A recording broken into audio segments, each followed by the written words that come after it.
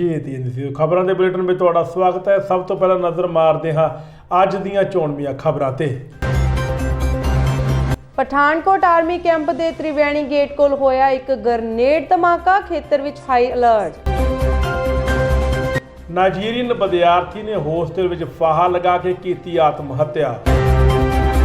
गायका गुरमीत बावा का अमृतसर के शमशान घाट विच कीता गया अंतिम संस्कार। केंद्र सरकार पाकिस्तान जाने वाले श्रद्धालुओं को खुले तौर पर देवे वीजे, कहा सरना भरावां ने। जलंधर कपूरथला मार्ग ते गोलियां चला के ठेकेदार का कीता कतल, कार खो के लुटेरे होए फरार। गुरदासपुर के पिंड चम विच मां दर दीआं ठोकरां खाण दे लई मजबूर, बच्चे विदेश विच सैटल। हुण खबरां विस्तार नाल। रूपनगर के सतलुज दरिया के कंढे एक उच्ची पहाड़ी ते खंडर बन चुकी शाने पंजाब महाराजा रणजीत सिंह दे सरकारे खालसा रात समय की निगरान चौकी और निशाने खालसा की सरकारां ते श्रोमणी गुरुद्वारा प्रबंधक कमेटी वालों कोई भी सार ना ले जाण तो बाद हुण सिख सद्भावना दल के इस स्थान की साम संभाल लई अगे आईयां हन। बडाला साहब अज समागम कीते आ, ये कित्थे कीते समागम ते मकसद की सी समागम दा? वाहिगुरू जी का खालसा वाहिगुरू जी की फतेह। 2016-22 मार्च तो सिख सद्भावना दल वालों गुरुद्वारा प्रबंध सुधार लहर की रंभता आनंदपुर साहब तो की गई सी, जिस दे तहत अज का समागम जिहड़ा है इत्थे दी विरासत संभाल कमेटी सिख संगतां दे सहयोग नाल कोटला निहंग खां तो गुरुद्वारा साहिब तो सिख नीति मार्च की आरंभता हुई तो खालसा छाउणी जिहड़ी आ अज इत्थे आपां खड़े साडे सिख राज की निशानी सरकार खालसा की जगह इत्थे खड़ के अज पौने 200 साल बाद इस जगह ते सानू ये सुभाग प्राप्त होया। सिख नीति मार्च ते सिख नीति समागम किया गया। सतगुरु गुरु ग्रंथ साहिब महाराज जी के चरण पए, 5 प्यारियां की अगवाई विच सतगुरु जी की छत्र छाया हेठ ये सारा अज का सिख नीति समागम जिहड़ा संपन्न होया, जिसका मुख मकसद पंजाब पंजाबी पंजाबीयत पौण पानी धरती पंजाब की जवानी किसानी बजुर्गी अजमत सन्नत इत्थों के बच्चों की दवाई पढ़ाई कमाई भविख सिੱਖੀ सिद्धांतां नूं जिउंदा रखना ते विरोधी ताकतां नूं मूँह तोड़वा जवाब देण लई सिख नीति की बहाली बहुत जरूरी है।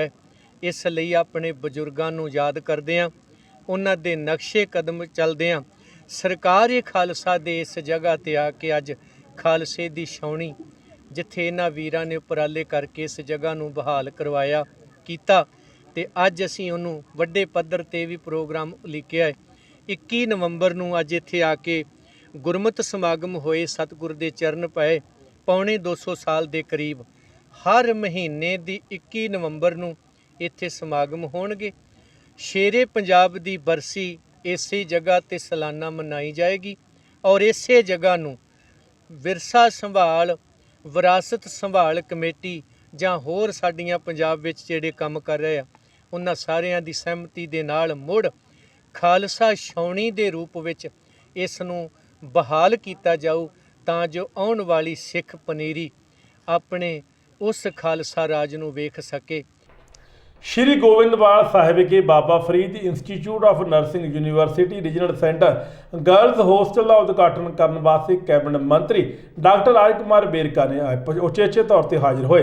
अज दोपहर बाद तरनतारन जिला इतिहासक स्थान Shri Goindwal Sahib Baba Farid institute of nursing university regional centre विखे लड़की का नवा बनिया होस्टल का उद्घाटन करने के लिए पंजाब कैबिनेट मंत्री डॉक्टर राज कुमार बेरका ते हल्का विधायक खंडूर साहब तो रमनजीत सिंह सिक्की वालों किया गया। इस मौके होरना तो इलावा जिला डिप्टी कमिश्नर कुलवंत सिंह तरनतार, नायब तहसीलदार अजय कुमार, डीएसपी गोविंदवाल साहब प्रीत इंदर सिंह भी उचेचे तौर पर हाजिर सन।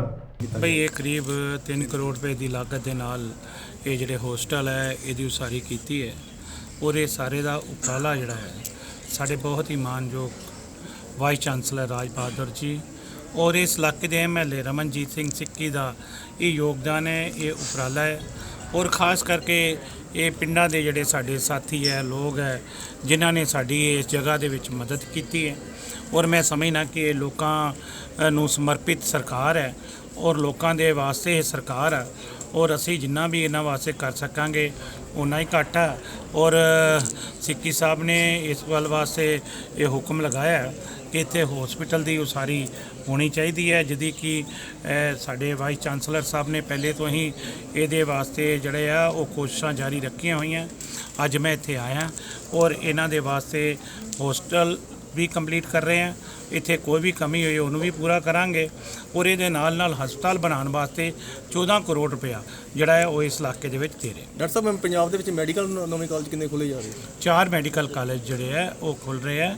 ਹੁਣ ਕਿਸੇ ਵੀ ਤਰ੍ਹਾਂ ਦੇ ਨਾਲ ਬੱਚਿਆਂ ਨੂੰ ਡਾਕਟਰ ਬਣਨ ਵਾਸਤੇ ਬਾਹਰ ਦਾ ਮੂੰਹ ਨਹੀਂ ਦੇਖਣਾ ਪਏਗਾ। ਅਸੀਂ ਆਪਣੇ ਬੱਚਿਆਂ ਨੂੰ ਇੱਥੇ ਸਿੱਖਿਆ ਡਾਕਟਰ ਸਾਹਿਬ, ਕੁਝ ਗਰੀਬ ਘਰਾਂ ਦੇ ਆਪਣੇ ਬੱਚੇ ਆ ਜਿਹੜੇ ਆਪਣੇ ਪੜ੍ਹਨਾ ਚਾਹੁੰਦੇ ਆ, ਡਾਕਟਰੀ ਕਰਨਾ ਚਾਹੁੰਦੇ, ਪਰ ਫੀਸਾਂ ਬਹੁਤ ਜ਼ਿਆਦਾ ਹੋਣ ਕਰਕੇ ਵੀ ਉਹਨਾਂ ਨੂੰ ਨਹੀਂ, ਸਾਡੇ ਸਰਕਾਰੀ ਬਹੁਤ ਸਬਸਿਡਾਈਜ਼ ਹੈ ਔਰ ਅਸੀਂ ਜਿਹੜੇ ਗਰੀਬ ਬੱਚੇ ਆ ਉਹਨਾਂ ਨੂੰ ਸਕੋਲਰਸ਼ਿਪ ਦੇ ਵੀ ਕਰ ਰਹੇ ਹਾਂ ਔਰ ਉਹਨਾਂ ਦੀਆਂ ਬੜੀ ਨੋਮੀਨਲ ਫੀਸਾਂ ਦੇ ਉੱਪਰ ਅਸੀਂ ਉਹਨਾਂ ਨੂੰ ਪੜ੍ਹਾ ਰਹੇ ਹਾਂ। ਪਿਛਲੇ ਕੁਝ ਸਮੇਂ ਤੋਂ ਕਿਸਾਨਾਂ ਨੂੰ ਡੀਏਪੀ ਖਾਦ ਦੀ ਕਮੀ ਦੀ ਸਮੱਸਿਆ ਕਾਰਨ ਪਰੇਸ਼ਾਨੀਆਂ ਦਾ ਸਾਹਮਣਾ ਕਰਨਾ ਪੈ ਰਿਹਾ ਹੈ। ਇਸ ਦੌਰਾਨ ਕਿਸਾਨ ਜਥੇਬੰਦੀਆਂ ਵੱਲੋਂ ਖੇਤੀ ਅਧਿਕਾਰੀਆਂ ਦੇ ਸਹਿਯੋਗ ਨਾਲ ਕਿਸਾਨਾਂ ਨੂੰ ਡੀਏਪੀ ਖਾਦ ਦੀ ਸਪਲਾਈ ਕਰਵਾਈ ਜਾ ਰਹੀ ਹੈ। ਇਸੇ ਤਰ੍ਹਾਂ ਕਿਸਾਨ ਮਜ਼ਦੂਰ ਸੰਘਰਸ਼ ਕਮੇਟੀ ਦੇ ਆਗੂਆਂ ਵੱਲੋਂ ਫਾਜ਼ਿਲਕਾ ਦੀ ਅਨਾਜ ਮੰਡੀ ਵਿੱਚ ਸਥਿਤ ਇਫਕੋ ਕਿਸਾਨ ਸੇਵਾ ਕੇਂਦਰ ਤੇ ਡੀਏਪੀ ਖਾਦ ਲੈਣ ਆਏ ਕਿਸਾਨਾਂ ਨੂੰ ਲੋੜ ਅਨੁਸਾਰ ਖੇਤੀ ਅਧਿਕਾਰੀਆਂ ਦੇ ਸਹਿਯੋਗ ਨਾਲ ਖਾਦ ਦੀ ਪੂਰਤੀ ਕਰਵਾਈ ਜਾ ਰਹੀ ਹੈ। ਇਸ ਮੌਕੇ ਆਗੂਆਂ ਨੇ ਕਿਹਾ ਕਿ ਉਹਨਾਂ ਵੱਲੋਂ ਇੱਥੇ ਖਾਦ ਲੈਣ ਲਈ ਪਹੁੰਚ ਰਹੇ ਕਿਸਾਨਾਂ ਨੂੰ ਪੂਰਾ ਸਹਿਯੋਗ ਦਿੱਤਾ ਜਾ ਰਿਹਾ ਹੈ। ਇਸ ਇੱਥੇ ਪਹੁੰਚ ਰਹੇ ਕਿਸਾਨਾਂ ਨੂੰ ਬਰਾਬਰ ਵੰਡ ਮੁਤਾਬਿਕ ਡੀਏਪੀ ਖਾਦ ਦੀ ਪੂਰਤੀ ਵੀ ਕਰਵਾਈ ਜਾ ਰਹੀ ਹੈ। ਇਫਕੋ ਦੇ ਜਿਹੜੀ ਦੁਕਾਨ ਹੈ ਉਹਦੇ ਤੇ ਅੱਜ 900 ਗੱਟਾ ਜਿਹੜਾ ਖਾਦ ਵੰਡੀ ਗਈ ਹੈ। ਜਿਹੜੇ ਸਾਰੇ ਕਿਸਾਨਾਂ ਨੂੰ ਐਸਟੀਮੇਟ ਲਾ ਕੇ ਉਹਨਾਂ ਸਾਨੂੰ ਕਿਸਾਨ ਮਜ਼ਦੂਰ ਸੰਘਰਸ਼ ਕਮੇਟੀ ਦੇ ਆਗੂਆਂ ਨੂੰ ਬੁਲਾਇਆ ਸੀ ਕਿ ਕਿਸ ਤਰ੍ਹਾਂ ਵੰਡ ਕਰਨੀ ਹੈ। ਤਾਂ ਅਸੀਂ ਜਦੋਂ 250-300 ਬੰਦਾ ਵੇਖਿਆ ਤਾਂ ਫਿਰ ਅਸੀਂ ਉਹਨਾਂ ਨੂੰ ਕਿਹਾ ਕਿ ਆਪਾਂ 3 ਗੱਟੇ ਐਡਜਸਟਮੈਂਟ ਕਰਕੇ ਤੇ 300 ਬੰਦਾ ਪੁੱਜ ਜਾਏਗਾ। ਤਾਂ ਉਹ ਜਿਹੜਾ ਦੁਕਾਨਦਾਰਾਂ ਨੇ ਵੀ ਸਾਡਾ ਪੂਰਾ ਸਾਥ ਦਿੱਤਾ, ਬਹੁਤ ਵਧੀਆ ਵੰਡ ਹੋਈ ਹੈ ਤੇ ਕੋਈ ਵੀ ਜਿਹੜਾ ਕਿਸਾਨ ਹੈ ਇੱਥੋਂ ਨਾਰਾਜ਼ ਹੋ ਕੇ ਨਹੀਂ ਗਿਆ, ਕਿਉਂਕਿ ਖਾਦ ਹਰੇਕ ਨੂੰ ਚਾਹੀਦੀ ਹੈ, ਬਿਜਾਈ ਹਰੇਕ ਨੇ ਕਰਨੀ ਹੈ। ਕਿਸੇ ਦੀ 5 ਕਿੱਲੇ ਹੈ ਤਾਂ ਇੱਕ ਵਾਰੀ 3 ਕਿੱਲੇ ਬੀਜ ਲੂਗਾ ਤਾਂ 2-4 ਦਿਨਾਂ ਬਾਅਦ ਫੇਰ ਆ ਜਾਓ, ਜਿਵੇਂ ਸਟਾਕ ਆਇਆ ਹੋਰ ਮਿਲ ਜੂਗੀ। ਸਾਰਿਆਂ ਨੇ ਵਧੀਆ ਸਹਿਯੋਗ ਦਿੱਤਾ ਹੈ ਤੇ ਬਹੁਤ ਵਧੀਆ ਵੰਡ ਹੋਈ ਹੈ, ਹਰੇਕ ਨੂੰ ਮਿਲ ਰਹੀ ਹੈ। ਜੇ ਕੋਈ ਲੇਟ ਆਇਆ ਹੈ ਤਾਂ ਅਸੀਂ ਉਹਨੂੰ ਵੀ ਦਵਾ ਰਹੇ ਹਾਂ। ਉਹ ਜੇ ਉਹਨਾਂ ਦਾ ਕਹਿਣ ਦਾ ਮਕਸਦ ਇਹ ਹੋਏਗਾ ਵੀ ਅਸੀਂ ਹੁਣ ਆਇਆ ਸ਼ਾਇਦ ਸਾਨੂੰ ਨਾ ਮਿਲੇ, ਪਰ ਅਸੀਂ ਖਾਦ ਹਰੇਕ ਨੂੰ ਦਵਾ ਕੇ ਭੇਜਾਂਗੇ। ਬਹੁਤ ਵਧੀਆ ਸਿਸਟਮ ਦੇ ਵਿੱਚ ਦੁਕਾਨਦਾਰ ਵੀ ਬਹੁਤ ਵਧੀਆ ਸਹਿਯੋਗ ਦੇ ਰਹੇ ਨੇ। ਉਹਨਾਂ ਨੇ ਕਿਸੇ ਨੂੰ 10-20 ਗੱਟੇ ਨਹੀਂ ਦਿੱਤੇ, ਸਾਡੇ ਪੁੱਛੇ ਤੋਂ ਬਿਨਾਂ ਉਹਨਾਂ ਕਿਸੇ ਨੂੰ ਖਾਦ ਨਹੀਂ ਦਿੱਤੀ। ਜੇ ਅਸੀਂ 3 ਦਾ ਅਲਾਉਡ ਕੀਤਾ ਤਾਂ ਉਹਨਾਂ 3 ਹੀ ਗੱਟੇ ਇੱਕ ਕਿਸਾਨ ਨੂੰ ਦਿੱਤੇ ਨੇ। ਇਹ ਦੁਕਾਨਦਾਰਾਂ ਦਾ ਅਧਿਕਾਰੀਆਂ ਦਾ ਕਹਿਣਾ ਹੈ ਕਿ 1-2 ਦਿਨਾਂ ਦੇ ਵਿੱਚ ਜਿਹੜੀ ਖਾਦ ਹੈ ਉਹ ਆਮ ਹੋ ਜਾਏਗੀ, ਬਹੁਤ ਹੋ ਜਾਏਗੀ ਕਿ ਤੁਸੀਂ ਲੈ ਨਹੀਂ ਪਾਓਗੇ, ਜਿੰਨੀ ਚਾਹੀਦੀ ਹੋਗੀ ਉਨੀ ਮਿਲੂਗੀ। ਪਰ ਜਿਸ ਤਰ੍ਹਾਂ ਹੁਣ ਪਿੱਛੋਂ ਥੋੜੀ ਜਿਹੀ ਸ਼ਾਲਟ ਆਈ ਹੈ, ਤਰੀਕੇ ਦੇ ਨਾਲ ਅਸੀਂ ਵੰਡ ਕਰਵਾ ਰਹੇ ਹਾਂ ਤੇ ਸਾਰਿਆਂ ਨੂੰ ਪੂਰੀ ਵੰਡ ਕੇ ਦੇ ਰਹੇ ਹਾਂ। ਤੇ 5 ਗੱਟੇ ਮਿਲਦੇ ਆ, ਜੇ ਵੱਧ ਆਉਂਦੀ ਹੈ ਤਾਂ 5 ਦੇ ਰਹੇ ਹਾਂ, ਜੇ ਘੱਟ ਆ ਰਹੀ ਹੈ ਤਾਂ 3 ਗੱਟੇ ਦੇ ਕੇ ਉਹਨਾਂ ਨੂੰ ਸੰਤੁਸ਼ਟੀ ਕਰਾ ਰਹੇ ਹਾਂ। ਕਿਉਂਕਿ ਕੋਈ ਨਹੀਂ ਗਿਆ, ਅਸੀਂ ਸਵੇਰ ਦੇ ਇੱਥੇ ਬੈਠੇ ਹਾਂ, ਅਸੀਂ ਨਾਲ ਪਰਚੀਆਂ ਦੀ ਵੰਡ ਵੀ ਕਰ ਰਹੇ ਹਾਂ, ਖਾਦ ਵੀ ਅਸੀਂ ਖੁਦ ਉੱਥੋਂ 3 ਗੱਟੇ ਚੁਕਵਾ ਰਹੇ ਹਾਂ। ਕੈਪਟਨ ਅਮਰਿੰਦਰ ਸਿੰਘ ਨੂੰ ਅਸੀਂ ਘਰ ਵਿੱਚੋਂ ਕੱਢ ਦਿੱਤਾ ਹੈ। ਹੁਣ ਉਹ ਕਿਸੇ ਵੀ ਪਾਰਟੀ ਵਿੱਚ ਜਾਣ, ਕਾਂਗਰਸ ਪਾਰਟੀ ਨੂੰ ਕੋਈ ਫਰਕ ਨਹੀਂ ਪੈਂਦਾ। ਇਹਨਾਂ ਗੱਲਾਂ ਦਾ ਪ੍ਰਗਟਾਵਾ ਉਪ ਮੁੱਖ ਮੰਤਰੀ ਸੁਖਜਿੰਦਰ ਸਿੰਘ ਰੰਧਾਵਾ ਨੇ ਗੁਰਦਾਸਪੁਰ ਵਿੱਚ ਕੀਤਾ। ਉਹ ਅੱਜ ਅੰਗਹੀਣਾਂ ਨੂੰ ਸਹੂਲਤਾਂ ਦੇਣ ਦੇ ਲਈ ਲਗਾਏ ਕੈਂਪ ਵਿੱਚ ਸ਼ਿਰਕਤ ਕਰਨ ਲਈ ਆਏ ਹੋਏ ਸਨ। ਪੱਟੀ ਅਤੇ ਇਸ ਦੇ ਆਲੇ ਦੁਆਲੇ ਲੁੱਟਾਂ ਖੋਹਾਂ, ਚੋਰੀਆਂ, ਚਪਟਮਾਰ ਅਤੇ ਗੁੰਡਾਗਰਦੀ ਦੀਆਂ ਵਾਰਦਾਤਾਂ ਵਿੱਚ ਲਗਾਤਾਰ ਵਾਧਾ ਹੁੰਦਾ ਜਾ ਰਿਹਾ ਹੈ, ਪਰ ਪੁਲਿਸ ਸਮਾਜ ਵਿਰੋਧੀ ਅੰਸਰਾਂ ਨੂੰ ਨਕੇਲ ਪਾਉਣ ਵਿੱਚ ਨਾਕਾਮ ਸਾਬਤ ਹੋ ਰਹੀ ਹੈ। ਗੁੰਡਾ ਅੰਸਰਾਂ ਵੱਲੋਂ ਲਗਾਤਾਰ ਲੁੱਟਾਂ ਖੋਹਾਂ, ਚਪਟਮਾਰ ਵਰਗੀਆਂ ਘਟਨਾਵਾਂ ਨੂੰ ਅੰਜਾਮ ਦਿੱਤਾ ਜਾ ਰਿਹਾ ਹੈ, ਪਰ ਇਹਨਾਂ ਗੁੰਡਾ ਅੰਸਰਾਂ ਦੇ ਸਾਹਮਣੇ ਪੁਲਿਸ ਬੋਣੀ ਦਿਖਾਈ ਦੇ ਰਹੀ ਹੈ। ਪਤਾ ਨਹੀਂ ਕਿੰਨੇ ਕੁ ਅਜਿਹੇ ਅਪਰਾਧਾਂ ਦੇ ਮਾਮਲੇ ਪੁਲਿਸ ਕਾਰਜਾਂ ਵਿੱਚ ਦਫਨ ਪਏ ਹਨ। ਪੱਟੀ ਹਲਕੇ ਵਿੱਚ ਘਟਨਾਵਾਂ ਨੂੰ ਅੰਜਾਮ ਦੇਣ ਵਾਲੇ ਅਪਰਾਧੀ ਪੁਲਿਸ ਦੀ ਪਕੜ ਤੋਂ ਦੂਰ ਹਨ। ਆਮ ਜਨਤਾ ਵਿੱਚ ਇਹਨਾਂ ਘਟਨਾਵਾਂ ਕਾਰਨ ਪੁਲਿਸ ਪ੍ਰਸ਼ਾਸਨ ਅਤੇ ਪੰਜਾਬ ਸਰਕਾਰ ਦੇ ਖਿਲਾਫ ਭਾਰੀ ਰੋਸ ਪਾਇਆ ਜਾ ਰਿਹਾ ਹੈ। ਹਾਂਜੀ, ਮੇਰਾ ਨਾਮ ਜਸਵਿੰਦਰ ਕੌਰ। ਹਾਂਜੀ, ਮੈਂ ਜਾ ਰਹੀ ਸੀ ਆਪਣੇ ਬੈਂਕ 'ਚ ਲਾਈਵ ਸਰਟੀਫਿਕੇਟ ਦੇਣ, ਆਪਣੇ ਕੰਮ ਕਰਨੇ ਸੀ ਬਾਜ਼ਾਰ ਦੇ ਹੋਰ ਵੀ, ਤੇ ਉਹ ਅਸੀਂ ਗਏ ਇੱਧਰ ਕਿਹੜਾ ਘਾਟੀ ਬਾਜ਼ਾਰ ਵਾਲਾ, ਤੇ ਉੱਥੇ ਅਸੀਂ ਗੈਸ ਠੀਕ ਕਰਾਉਣਾ ਸੀ। ਮੈਂ ਚੁੱਲ੍ਹਾ ਲਾਇਆ ਤੇ ਰਿਕਸ਼ਾ ਥੋੜਾ ਸਲੋ ਹੋਇਆ ਤੇ ਪਿੱਛੇ ਇੱਕ ਮੁੰਡਾ ਆਇਆ ਮੋਟਰਸਾਈਕਲ ਤੇ ਉਹ ਮੇਰਾ ਪਰਸ ਖਿੱਚ ਕੇ ਲੈ ਗਿਆ। ਮੈਂ ਸੋਚਿਆ ਕਿ ਸ਼ਾਇਦ ਅੜਿਆ ਵਾ ਮੇਰਾ ਪਰਸ, ਤੇ ਉਹਨੇ ਖਿੱਚ ਕੇ ਲੈ ਗਿਆ। ਥਾਂ ਨਾਲ ਹੀ ਮੈਂ ਡਿੱਗੀ, ਮੈਂ ਥੱਲੇ ਕਿੰਨੀ ਦੂਰ ਤੱਕ ਘੜੀਸਦੀ ਗਈ ਮੋਟਰਸਾਈਕਲ ਨਾਲ, ਤੇ ਮੁੰਡੇ ਵੀ ਬਾਅਦ ਚ ਮਗਰ ਭੱਜੇ ਉਹਨੂੰ ਫੜਨ ਵਾਸਤੇ, ਤੇ ਉਹ ਨਹੀਂ ਫੜਿਆ ਨਹੀਂ ਗਿਆ। ਉਹ ਫੜਿਆ ਨਹੀਂ ਗਿਆ। ਕੀ ਪਰਸ ਦੇ ਵਿੱਚ? ਪਰਸ ਵਿੱਚ ਮੇਰੇ 3 ਬੈਂਕਾਂ ਦੇ ATM ਕਾਰਡ ਸੀਗੇ ਤੇ ਨਾਲ ਉਹਨਾਂ ਦੀ ਚੈੱਕ ਬੁੱਕ, ਪਾਸਬੁੱਕ ਸਾਰਾ ਕੁਝ ਵੀ ਸੀ, ਆਧਾਰ ਕਾਰਡ, ਪੈਨ ਕਾਰਡ, ਸਾਰੇ ਮੇਰੇ ਇੰਡੀਅਨ ਕਾਰਡ ਸਾਰੇ ਵਿੱਚ ਸੀਗੇ। ਮੇਰਾ ਆਈਫੋਨ ਸੀ ਵਿੱਚ, ਤੇ 50,000 ਰੁਪਈਆ ਸੀ, $200 ਸੀ ਕੈਨੇਡੀਅਨ, ਤੇ 18,000 ਤੇ ਮੈਂ ਅੱਜ ਹੀ ਕਢਾ ਕੇ ਲਿਆਈ ਸੀਗੀ ਇਹ Indian state bank of India ਤੋਂ, ਤੇ ਬਾਕੀ 20,000 ਮੇਰਾ ਪਹਿਲਾਂ ਸੀ ਵਿੱਚ। ਟੋਟਲ ਕਿੰਨੇ ਕੁ ਦਾ ਨੁਕਸਾਨ ਟੋਟਲ ਨੀਅਰ ਅਬਾਊਟ 50,000। ਤੁਸੀਂ ਕਿੱਥੋਂ ਆਏ ਦਾਦੂ? ਹਾਂਜੀ, ਮੈਂ 3-4 ਦਿਨ ਹੋਏ ਆਈ ਹਾਲੇ ਕੈਨੇਡਾ ਤੋਂ, ਟੋਰਾਂਟੋ ਤੋਂ। ਹਾਂਜੀ ਹਾਂਜੀ। ਤੇ ਮੈਂ ਤਾਂ ਆਈ ਵੀ, ਚਲੋ ਮੈਂ ਆਪਣੇ ਇੱਥੇ ਰਿਲੇਟਿਵਸ ਆ, ਮੇਰੇ ਪਾਪਾ ਨੇ ਇੱਥੇ ਵੀ, ਮੈਂ ਉਹਨਾਂ ਦੀ ਟੇਕ ਕੇਅਰ ਕਰਾਂ, ਘਰ ਦਾ ਵੇਖਣਾ ਸੀ ਕੁਛ, ਪਰ ਮੈਂ ਤਾਂ ਇੱਥੇ ਆ ਕੇ ਮੈਨੂੰ ਪਤਾ ਹੀ ਨਹੀਂ ਸੀ ਕਿ ਇੰਨੇ ਹਾਲਾਤ ਖਰਾਬ ਹੋ ਗਿਆ ਪੱਟੀ ਦੇ, ਪਰ ਮੈਂ ਤਾਂ ਬਹੁਤ ਦੁਖੀ ਹੋ ਗਈ ਹਾਂ ਹੁਣ। ਦਿੱਲੀ ਵਿੱਚ ਕਿਸਾਨੀ ਸੰਘਰਸ਼ ਦੌਰਾਨ ਜਾਨਾਂ ਗਵਾਉਣ ਵਾਲੇ ਕਿਸਾਨਾਂ ਦੀ ਯਾਦ ਵਿੱਚ ਆਮ ਆਦਮੀ ਪਾਰਟੀ ਵੱਲੋਂ ਉਹਨਾਂ ਨੂੰ ਸ਼ਰਧਾਂਜਲੀ ਦਿੰਦੇ ਹੋਏ ਸੁਖਮਨੀ ਸਾਹਿਬ ਦੇ ਪਾਠ ਰੱਖੇ ਗਏ ਹਨ, ਜਿਸ ਵਿੱਚ ਕਿ ਦਿੱਲੀ ਤੋਂ ਜਲ ਬੋਰਡ ਦੇ ਚੇਅਰਮੈਨ ਅਤੇ ਰਾਸ਼ਟਰੀ ਬੁਲਾਰਾ ਤੇ ਪੰਜਾਬ ਦੇ ਕੋ-ਇੰਚਾਰਜ ਐਮਐਲਏ ਰਾਘਵ ਚੱਡਾ ਉਚੇਚੇ ਤੌਰ ਤੇ ਹਾਜ਼ਰ ਹੋਏ। ਉੱਥੇ ਪੱਤਰਕਾਰਾਂ ਦੇ ਨਾਲ ਗੱਲਬਾਤ ਕਰਦਿਆਂ ਰਾਘਵ ਚੱਡਾ ਨੇ ਕਿਹਾ ਕਿ ਬੀਤੇ ਦਿਨ ਜੋ ਕੇਂਦਰ ਸਰਕਾਰ ਵੱਲੋਂ ਖੇਤੀ ਕਾਨੂੰਨਾਂ ਨੂੰ ਰੱਦ ਕੀਤਾ ਗਿਆ, ਉਹ ਕਿਸਾਨ ਸੰਘਰਸ਼ ਦੀ ਵੱਡੀ ਜਿੱਤ ਹੈ। सबसे पहले तो किसान के संघर्ष की जीत हुई है, और इस इतनी बड़ी फतेह के अगर कोई असली हकदार हैं तो वो हमारा अन्नदाता देश का किसान है। जहाँ तक बीजेपी की बात है, मोदी साहब की बात है, उन्होंने अपना गुनाह कबूला है। गुनाह कबूलने वाले को सज़ा दी जाती है, शाबाशी नहीं दी जाती है। Those who plead guilty are awarded a sentence, not rewarded with appreciation।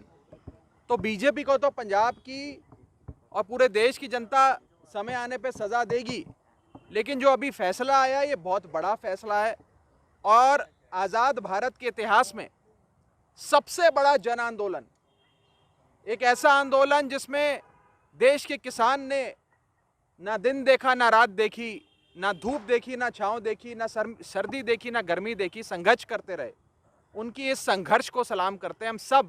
आज देश के किसान के संघर्ष के सामने नतमस्तक हैं, उन्हें बहुत बहुत बधाई देते हैं। कैप्टन साहब बीजेपी के साथ हाथ मिलाने की तैयारी कर रहे हैं, इस तरह की बातें आ रही हैं जी कि कैप्टन बीजेपी से हाथ मिलाएंगे, और लगता है अकाली दल भी कहीं ना कहीं दूर से इनके साथ मिल जाएगा। बीजेपी का हाल तो पंजाब में ये है कि हम तो डूबेंगे सनम, साथ तुम्हें भी ले डूबेंगे। इसमें कौन डूबेगा जी? तो बीजेपी तो डूब ही रही है, साथ जो भी जुड़ेगा वो भी साथ में डूबेगा उनके। अब जिसको डूबने का शौक है, अकालियों को शौक है, कैप्टन साहब को शौक है, जिसको शौक है वो बीजेपी के साथ उसके मगर से चल रहे। कैप्टन साहब कहते हैं मैं शुरू से पानी का राखा माना जाता था कि ਅਸੀਂ ਕਿਸਾਨਾਂ ਨੂੰ ਸਮਝਾ ਨਹੀਂ ਪਾਏ। क्या ਤੁਸੀਂ किस तरह देखते हो इस वर्ड ਨੂੰ कि ਅਸੀਂ किसाਨਾਂ? कौन बोले जी? मोदी बोले हैं कि ਅਸੀਂ किसाਨਾਂ ਨੂੰ समझा नहीं पाए। देखिए, जब कानून आता है, जिसके लिए कानून बनाया गया, अगर वो ही इस बात को समझ जाए और ये कहे कि ये कानून हमारे हित में नहीं है, तो ऐसा कानून लाने की क्या ज़रूरत? ये तो सब जानते हैं कि फार्मिंग का, खेती का कॉर्पोरेटाइजेशन करने के लिए कानून लाए गए, 2 गुजरातियों को फ़ायदा देने के लिए कानून लाया गया, ये तो सब जानते हैं। और आज देश के किसान ने एक बहुत लंबा संघर्ष लड़ा है। कोई पॉलिटिकल पार्टी इस संघर्ष के लिए वाहवाही नहीं लूट सकती। ये किसान का पाक साफ ए पॉलिटिकल, बिना किसी सियासत के संघर्ष रहा है, और हम नतमस्तक होकर सलाम करते हैं किसानों। कांग्रेस पार्टी ਜ਼ਿਲ੍ਹਾ ਗੁਰਦਾਸਪੁਰ ਦੇ ਗੰਨਾ ਉਤਪਾਦਕ ਕਿਸਾਨਾਂ ਨੂੰ ਵੱਡਾ ਤੋਹਫਾ ਦਿੰਦੇ ਹੋਏ ਮੁੱਖ ਮੰਤਰੀ ਪੰਜਾਬ ਸਰਦਾਰ ਚਰਨਜੀਤ ਸਿੰਘ ਚੰਨੀ ਵੱਲੋਂ ਜ਼ਿਲ੍ਹੇ ਦੀਆਂ 2 ਸ਼ੂਗਰ ਮਿੱਲਾਂ, ਸਹਿਕਾਰੀ ਖੰਡ ਮਿਲ ਬਟਾਲਾ ਤੇ ਸਹਿਕਾਰੀ ਸ਼ੂਗਰ ਮਿਲ ਪਨਿਆੜ ਵਿਖੇ ਨਵੇਂ ਸ਼ੂਗਰ ਪਲਾਂਟ 3500 TCD ਸਮਰੱਥਾ ਨੂੰ 5000 TCD ਤੱਕ ਵਧਾਉਣ ਯੋਗ ਸਮੇਤ 14 ਮੈਗਾਵਾਟ ਕੋ ਜਨਰੇਸ਼ਨ ਪ੍ਰੋਜੈਕਟ ਦਾ ਨੀਂਹ ਪੱਥਰ ਕੁਝ ਹੀ ਸਮੇਂ ਬਾਅਦ ਰੱਖਿਆ ਜਾਵੇਗਾ। ਇਸ ਮੌਕੇ ਉਪ ਮੁੱਖ ਮੰਤਰੀ ਪੰਜਾਬ ਸਰਦਾਰ ਸੁਖਜਿੰਦਰ ਸਿੰਘ ਰੰਧਾਵਾ ਤੇ ਕੈਬਨਿਟ ਮੰਤਰੀ ਸਰਦਾਰ ਤ੍ਰਿਪਤ ਰਜਿੰਦਰ ਸਿੰਘ ਬਾਜਵਾ ਵੀ ਹਾਜ਼ਰ ਹੋਣਗੇ। ਦੋਨਾਂ ਕੋਲੋਂ ਕਿ ਮੰਦਰਾਂ ਦੇ ਜਿਹੜੇ ਉੱਧਰ ਮੰਦਰ ਨੇ ਉਹਨਾਂ ਦੇ ਵੀ ਕਰਤਾਰਪੁਰ ਸਾਹਿਬ ਵਾਂਗੂ ਲੰਘਾ ਖੁੱਲੇ ਜ਼ਰੂਰ ਹੋਣੇ ਚਾਹੀਦੇ ਨੇ। ਇਸ ਮੰਗਦੇ ਅਸੀਂ ਵੀ ਹੱਕ 'ਚ, ਜਿਹੜੇ ਸਾਡੇ ਇਤਿਹਾਸਕ ਮੰਦਰ ਹੈਗੇ ਨੇ ਉਹਨਾਂ ਦੇ ਦਰਸ਼ਨ ਵੀ ਸਾਨੂੰ ਕਰ ਦਿੱਤੇ ਜਾਣ। ਜਿਹੜੇ ਯਾਤਰੀ ਜਾਣਾ ਚਾਹੁੰਦੇ ਨੇ ਉਹਨਾਂ ਨੂੰ ਵੀਜ਼ੇ ਬੜੇ ਖੁੱਲ੍ਹ ਦਿਲ ਨਾਲ ਦੇਣੇ ਚਾਹੀਦੇ। ਚੰਗੇ ਆਗੂ ਹੈ, ਬਹੁਤ ਸਾਡੀ ਨੇੜਤਾ ਹੈ, ਤਾਂ ਇਲਾਕੇ ਵਾਸਤੇ ਤਾਂ ਇਹ ਜੋ ਕਹਿਣਗੇ ਉਹੀ ਕੁਝ ਕਰਨ ਨੂੰ ਤਿਆਰ ਹੈ। ਮੈਨੂੰ ਇਹਨਾਂ ਨੇ ਕਿਹਾ ਕਿ 10 ਕਰੋੜ ਰੁਪਏ ਸਾਡੇ ਸੜਕਾਂ ਦੇ ਵਾਸਤੇ ਦੇ ਦਿਓ, 10 ਕਰੋੜ ਰੁਪਏ ਤੁਹਾਨੂੰ ਸੜਕਾਂ ਵਾਸਤੇ ਭੇਜ ਦਾਂਗੇ। 5 ਕਰੋੜ ਪੁਲ ਵਾਸਤੇ ਕਿਹਾ, ਪੁਲਾਂ ਵਾਸਤੇ ਤਾਂ 5 ਕਰੋੜ ਪੁਲਾਂ ਨੂੰ ਵੀ ਭੇਜਾਂਗੇ। ਤੇ ਇਸ ਤੋਂ ਇਲਾਵਾ ਵੀ ਇਹ ਦੋ ਐਸੇ ਬੰਦੇ ਆ ਕਿ ਮੇਰੇ ਤੇ ਜੋ ਮਰਜ਼ੀ ਕਰਾ ਰਹੇ। ਮੈਂ ਤਾਂ ਇਹ ਕਹਿਣਾ ਵੀ ਤੁਹਾਡੇ ਮੂਹਰੇ ਖਾਣ ਸਿੱਟਿਆ ਜਿਹੜਾ ਸਵਾਲ ਸੋ ਮਾਝੇ ਵਾਲਿਓ, ਮੈਂ ਤੁਹਾਨੂੰ ਬੇਨਤੀ ਕਰਨਾ ਚਾਹੁੰਦਾ ਕਿ ਅਸੀਂ ਜਿਸ ਤਰ੍ਹਾਂ ਦੇ ਤੁਹਾਡੇ ਜਰਨੈਲ ਹੈ, ਇਸੇ ਤਰੀਕੇ ਨਾਲ ਇਸ ਇਲਾਕੇ ਨੂੰ ਵੀ ਤਗੜਾ ਕਰਨਾ ਚਾਹੁੰਦੇ ਏਰੀਏ ਨੂੰ ਵੀ। ਗੁਰੂ ਨਾਨਕ ਸਾਹਿਬ ਦੀ ਧਰਤੀ ਹੈ, ਚੱਪੇ ਚੱਪੇ ਦੇ ਉਹਨਾਂ ਦੇ ਚਰਨ ਛੋਹ ਪ੍ਰਾਪਤ ਹੈ। ਤੁਸੀਂ ਮਹਾਰਾਜਾ ਰਣਜੀਤ ਸਿੰਘ ਦੇ ਕਿਸੇ ਟਾਈਮ ਬਜ਼ੁਰਗਾਂ ਨੇ ਰਾਜ ਦੇਖਿਆ ਹੋਇਆ। ਐਸੀ ਬਾਰਨਾ ਵਾਂਗੂ ਨਹੀਂ ਕਹਿੰਦਾ, ਐਸੀ ਉਹ ਜਿਹਾ ਰਾਜ ਲੈ ਕੇ ਆਉਣਾ ਚਾਹੁੰਦੇ ਹਾਂ। ਇੱਕ ਨਵੀਂ ਸੋਚ ਦੇ ਨਾਲ ਨਵਾਂ ਪੰਜਾਬ ਲੈ ਕੇ ਆਉਣਾ ਚਾਹੁੰਦੇ। ਜੇ ਮਹਾਰਾਜਾ ਰਣਜੀਤ ਸਿੰਘ ਜੀ ਬਾਰੇ ਗੱਲ ਮਸ਼ਹੂਰ ਹੈ ਕਿ ਉਹ ਭੇਸ ਬਦਲ ਕੇ ਕਿਸੇ ਦੀ ਪੰਡ ਸਿਖਾਉਣ ਚਲੇ ਗਏ। ਸੋ ਅਸੀਂ ਵੀ ਚਾਹੁੰਦੇ ਹਾਂ ਕਿ ਗਰੀਬਾਂ ਮਿਡਲ ਕਲਾਸ ਦੇ ਲੋਕਾਂ ਦੀਆਂ ਫੰਡਾਂ ਜਿਹੜੀਆਂ ਐਸੀ ਉਹਨਾਂ ਦੇ ਸਿਰ ਤੇ ਧਰ ਦੀ। ਖੇਤੀ ਕਾਨੂੰਨ ਰੱਦ ਹੋਣ ਤੇ ਰਾਜ ਸਭਾ ਮੈਂਬਰ ਸ਼ਮਸ਼ੇਰ ਸਿੰਘ ਦੂਲੋ ਨੇ ਕਿਹਾ ਕਿ ਦੇਰ ਨਾਲ ਚਾਹੇ ਕਾਨੂੰਨ ਰੱਦ ਹੋਏ, ਸਵਾਗਤ ਕਰਦਾ ਹਾਂ। ਮੌਜੂਦਾ ਮੁੱਖ ਮੰਤਰੀ ਚਰਨਜੀਤ ਸਿੰਘ ਚੰਨੀ ਦੀ ਕਾਰਗੁਜ਼ਾਰੀ ਦੇ ਬੋਲੇ ਸ਼ਮਸ਼ੇਰ ਸਿੰਘ ਦੂਲੋ। ਕੈਪਟਨ ਅਮਰਿੰਦਰ ਸਿੰਘ ਨੇ ਬੀਜੇਪੀ ਨਾਲ 2022 ਵਿੱਚ ਚੋਣ ਲੜਨ ਵਿੱਚ ਦੂਲੋ ਨੇ ਆਪਣਾ ਪੱਖ ਸਪਸ਼ਟ ਕੀਤਾ। ਉਹਨਾਂ ਕਿਹਾ ਕਿ ਕਿਸੇ ਨੂੰ ਕੋਈ ਫਰਕ ਨਹੀਂ ਪੈਣ ਲੱਗਾ। ਕਾਫੀ ਜੋ ਤਸ਼ੱਦਦ ਵੀ ਹੋਇਆ, ਕਈ ਗਰੀਬ ਆਦਮੀ, ਕਈ ਕਿਸਾਨ ਮਜ਼ਦੂਰਾਂ ਦੀ ਜਾਨ ਵੀ ਗਈ, ਉਹ ਬਚ ਜਾਂਦੀ। ਔਰ ਮੈਂ ਸਮਝਦਾ ਕਿ ਇਹਦੇ ਪਿੱਛੇ ਵੀ ਜਿਹੜੀਆਂ ਆਉਣ ਵਾਲੀਆਂ ਚੋਣਾਂ ਦਾ ਕੋਈ ਨਜ਼ਰੀਆ ਦਿਖ ਰਿਹਾ, ਕਿਉਂਕਿ ਹਾਲਾਤ ਐਸੇ ਬਣਦੇ ਜਾ ਰਹੇ ਸੀ ਹਿੰਦੁਸਤਾਨ ਦੇ, ਖਾਸ ਤੌਰ 'ਤੇ ਪੰਜਾਬ ਦੇ, ਕਿਉਂਕਿ ਲੀਡਰਾਂ ਨੂੰ ਪਿੰਡਾਂ 'ਚ ਜਾਣਾ, ਮੀਟਿੰਗਾਂ ਕਰਨਾ ਬੜੀਆਂ ਔਖੀਆਂ ਹੋ ਗਈਆਂ ਜੀ। ਔਰ ਚੋਣਾਂ ਨੂੰ ਮੁੱਖ ਰੱਖਦੇ ਮੈਨੂੰ ਇਹ ਲੱਗਦਾ ਹੈ ਇਹ ਮੋਦੀ ਸਾਹਿਬ ਨੇ ਫੈਸਲਾ ਕੀਤਾ, ਪਰ ਦਿਨ ਵਧੀਆ ਲੱਭਿਆ ਗੁਰੂ ਨਾਨਕ ਦੇਵ ਜੀ ਦਾ ਜਨਮ ਦਿਨ। ਔਰ ਗੁਰੂ ਨਾਨਕ ਦੇ ਕਹਿੰਦੇ ਆ, ਗੁਰੂ ਨਾਨਕ ਦੇ ਜਨਮ ਦਿਨ 'ਤੇ ਗੁਰੂ ਨਾਨਕ ਪ੍ਰਗਟਿਆ, ਮਿੱਟੀ ਧੁੰਦ ਜਗ ਚਾਨਣ ਹੋਇਆ।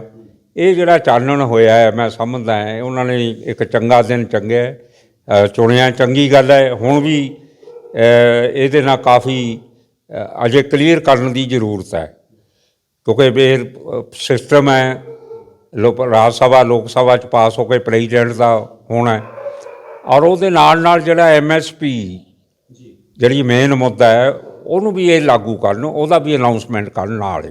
ਕਾਨੂੰਨ ਤਾਂ ਰੱਦ ਹੋ ਗਏ ਪਰ MSP ਕੰਟੀਨਿਊ ਰਹੇਗੀ। ਔਰ ਇਹਦੇ ਨਾਲ ਕਿਸਾਨਾਂ ਦੇ ਨਾਲ ਖੇਤ ਮਜ਼ਦੂਰਾਂ ਲਈ ਕੋਈ ਰਾਹਤ ਦੇ, ਜਿਹੜਾ ਲੈਂਡਲੈਸ ਹੈ, ਗਰੀਬ ਹੈ, ਉਹਦੇ ਲਈ ਤਾਂ ਕੁਛ ਨਹੀਂ ਹੈ।